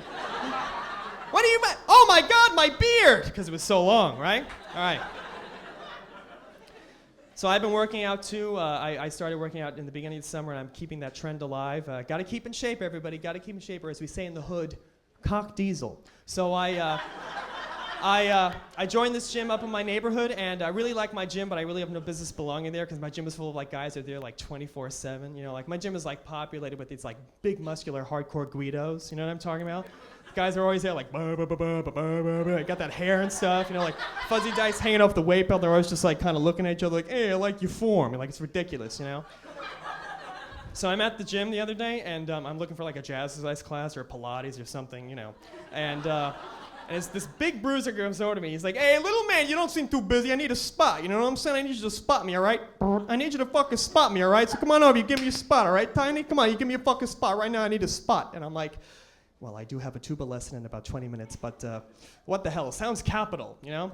So I went over to with him to the bench press, right? And he wanted me to spot him, but I really don't know what that means, you know? So I just started cheering him on, you know? He's like, it's like lifting like 400 pounds, like, God damn it, I told you to spot me! And I'm like, hooray! Go for it! I am the tiger! Hooray!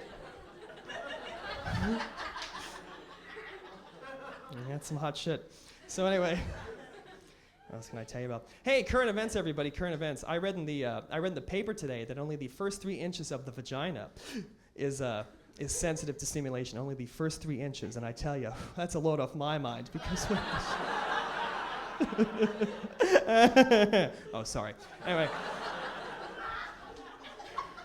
I had a really bad experience this afternoon. I like buying things on the cheap. I'm kind of broke as a comedian, so I bought a CD from a dude in the street. You know I can do that, right? Right. So I bought Bob Marley's Greatest Hits from a dude in the street for $2, right? That's a pretty cool deal, right? I'm a huge reggae fan, as you can probably tell, you know? So I brought that home, and I was like, I'm going to Rastify, you know? So I brought it home. And I put it in the radio, and it was Bob Marley's Greatest Hits, but it wasn't being sung by Bob Marley. Isn't that horrible? Guy that's like, no woman, no cry, Buffalo Soldier. What the hell is this? Couldn't get my swerve on.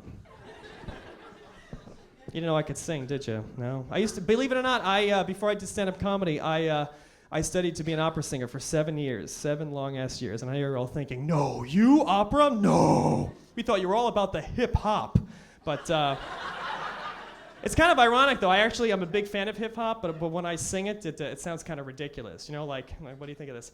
I'm the king of rock, there ain't none higher. Soccer MCs, they call me sire. Come, comrades, let's all raise the ceiling. See, it's kind of like all fucked up. Yeah. So, keep drinking, everybody. That's really what life is all about. It's pretty much, I mean, I'm hilarious when you're intoxicated, but anyway.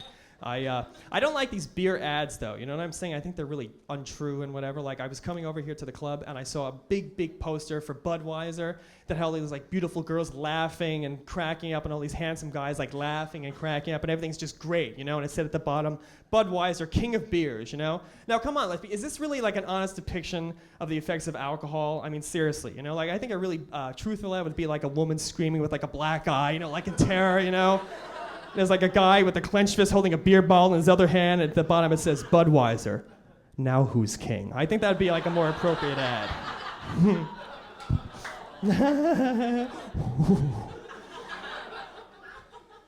guys know who Stephen Hawking is?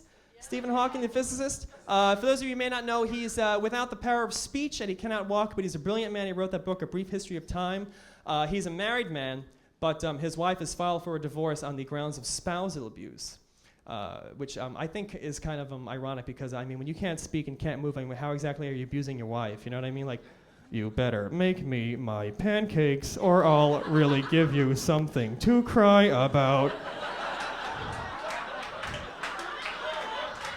Don't make me come in there and blink at you. It's my time, everybody. I'm John Mooney. Thank you very much.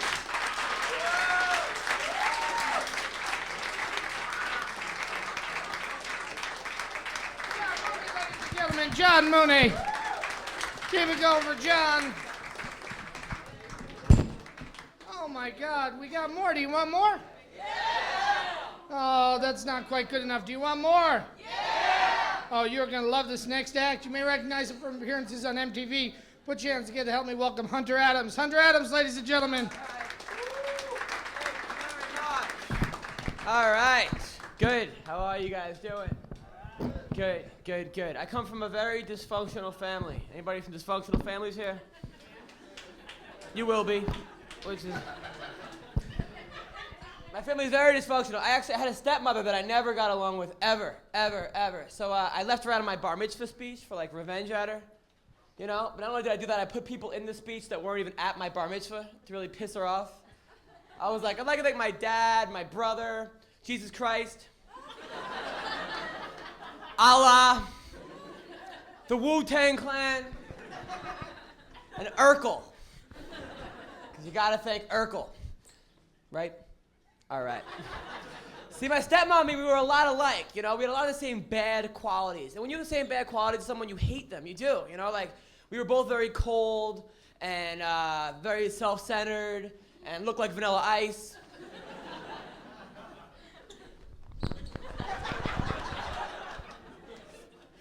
And my mother left when I was 3. That was hard. I lost some really important people early. You know, like first my mom left, and then my grandmother passed away. And then Luke Perry left Beverly Hills, 90210. Yeah, then they canceled Alf. And Blossom.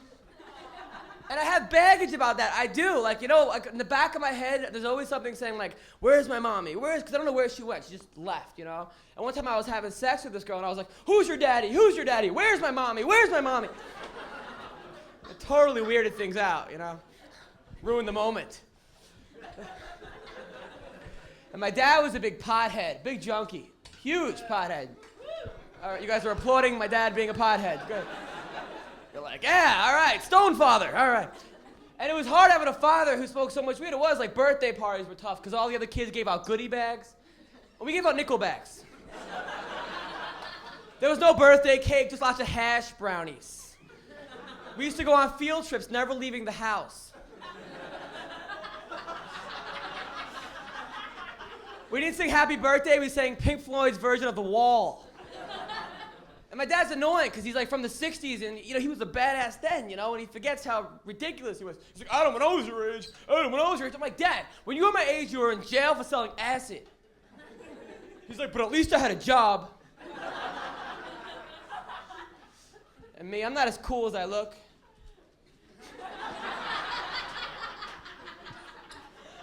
I'm not. I'm very sensitive. I really am. On the outside, I'm a Backstreet Boy. But deep down, I'm just a golden girl. It's true. I used to stutter really bad. When I was younger, kids would make fun of me. They used to call me up on the telephone and be like, Hunter! I was like, fuck you, man! It was awful. Everything about me stuttered. I lost my virginity when I was 17. I orgasmed yesterday. I used to get made fun of for being a virgin, too. I hated that. It was awful. I hated it. You know what? I was so obsessed with not being a virgin. I used to look up to people with sexually transmitted diseases. Because they had proof. Like, how could I get some herpes? Right after I lost my virginity, I called my friend. I'm like, yo, guess what? I'm a man now. I'm a man. Bullshit. Having sex doesn't make you a man. Apologizing afterwards does. So I'm seeing a psychiatrist, I am, because I'm paranoid. I get nervous when I drop the soap in my own shower. And my psychiatrist told me that I have obsessive compulsive disorder. She's like, on a scale of 1 to 10, you're about a 4. I'm like, a 4? You mean I suck at this too? But I have OCD. I do. Like, whenever I leave the house, I check the locks 10 times. Then I'm like, oh my God, someone's gonna, rob my house and kill my family, and it's all gonna be my fault. And the weird part is that I live alone. And I take medication. I do. And I think medication's okay. I do. It's like, but they're drugs. It's like in the 60s and 70s, people who dealt uppers and downers were called drug dealers. Today, they're called psychiatrists. I call my psychiatrist to make an appointment. She's like, meet me in the back of the Limelight at 1:30. I got good quality stuff here. We have a 2-for-1 on Xanax and St. John's wort. We have the worst teachers in New York, right? Every girl, we have a lot of problems I'm going to talk about today with you guys. Every girl I meet at the Sound Factory at 3 o'clock in the morning rolling on ecstasy is a 3rd grade teacher.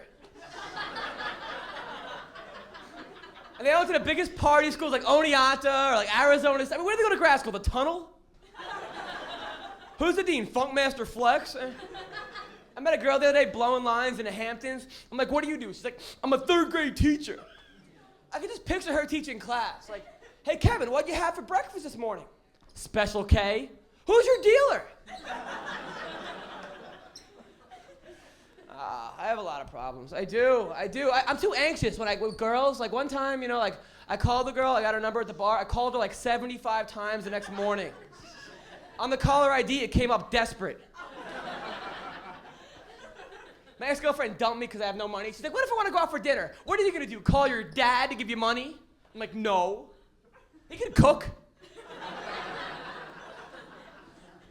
She was like, you know what? She was always complaining. She's like, you never come out to the bar. All my friends' boyfriends come out to the bar, but you don't come out to the bar.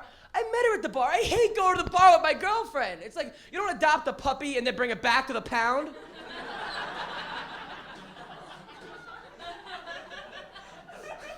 But right before she dumped me, she's like, you know what? For the past 6 months, you've only made me orgasm once.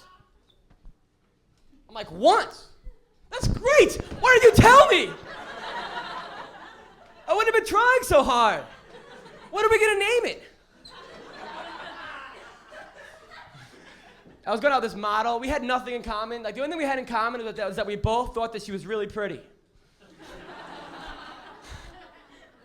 I was dating this really religious girl who was so annoying. Like, these religious people are the most annoying people. Like, I told her I was seeing a psychiatrist. She's like, Jesus Christ is my psychiatrist.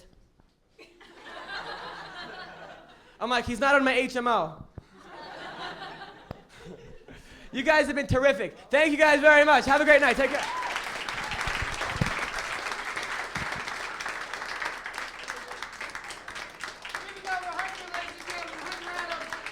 Clap for Hunter. And a whole bevy of people that love Hunter. Oh my God, what is that made of, ma'am? That is, oh my, I think I can see your parts. That's not right. Holy, my God. I don't mean to say that's tight, but I can tell she's a Christian. All right. That joke makes no sense, but I love it. Are you with me on that, ma'am? Ma'am, I'm talking right to you. Are you with me? What do you say after the show, you and me go party in a tub of lime green Jello? You with me on that? Lime green Jello. You don't like lime green? All right, we'll get you a different flavor. Well, I'm telling you, and me, we're going to party, show these people what it's all about. There you go. You guys are all looking up like, I think she's serious. She's not serious. But if you are, see me after the show. All right. We got more of a show. Got more show. And apparently when I say we got more show, that's her cue to leave. All right. Go on, leave. Everyone stare at her butt as she turns around. There you go. Ooh, nice. All right, so. You know what? I am having way more fun than you people. Catch up. We have another very funny man to bring to the stage. He works all over the country. He is one of our favorites. Please put your hands together. Help me welcome Mr. Todd Lynn. Todd Lynn, ladies and gentlemen. Oh, about Phil, what's happening? Don't be fooled by this hip-hop attire. I have no fucking connection to this look at all. No, I'm serious. I'm wearing this so I can get back to Brooklyn safely. I don't know nothing about this shit. I am not hip-hop. Matter of fact, I don't have no connection to regular black people. I grew up rich. My family had money. I ain't know nothing about the struggle. I never had to keep it real or hold it down. I ain't had no problems. I ain't had to go rap about them. We had a pond in the backyard. I went out in the back and reflected. I don't have no connection to none of this. I'm sorry. And plus, I'm a grown man. I can't deal with. Look at me. Look at what the fuck I got on. This don't matter. Where do they ain't got grown folks' clothes no goddamn more? It was hot like 2 weeks ago. I went to buy me some shorts. The fuckers came all the way down here. I had this much damn leg showing. I'm 32. I'm wearing capri pants. You know? And I can't never get the size to fit me because, you know, baggy is in. You know, the baggy look. So I wear a 40. I got a grown man 40 waistline. I go to get a 40. Some little 120-pound fucking kid got all the 40s walking out the damn store with them. So I got to buy a 50. Now it's a fat son of a bitch mad at me because he ain't got on the, I got his damn pants on. Where's the grown people clothes at? And they cost $80 for a pair of half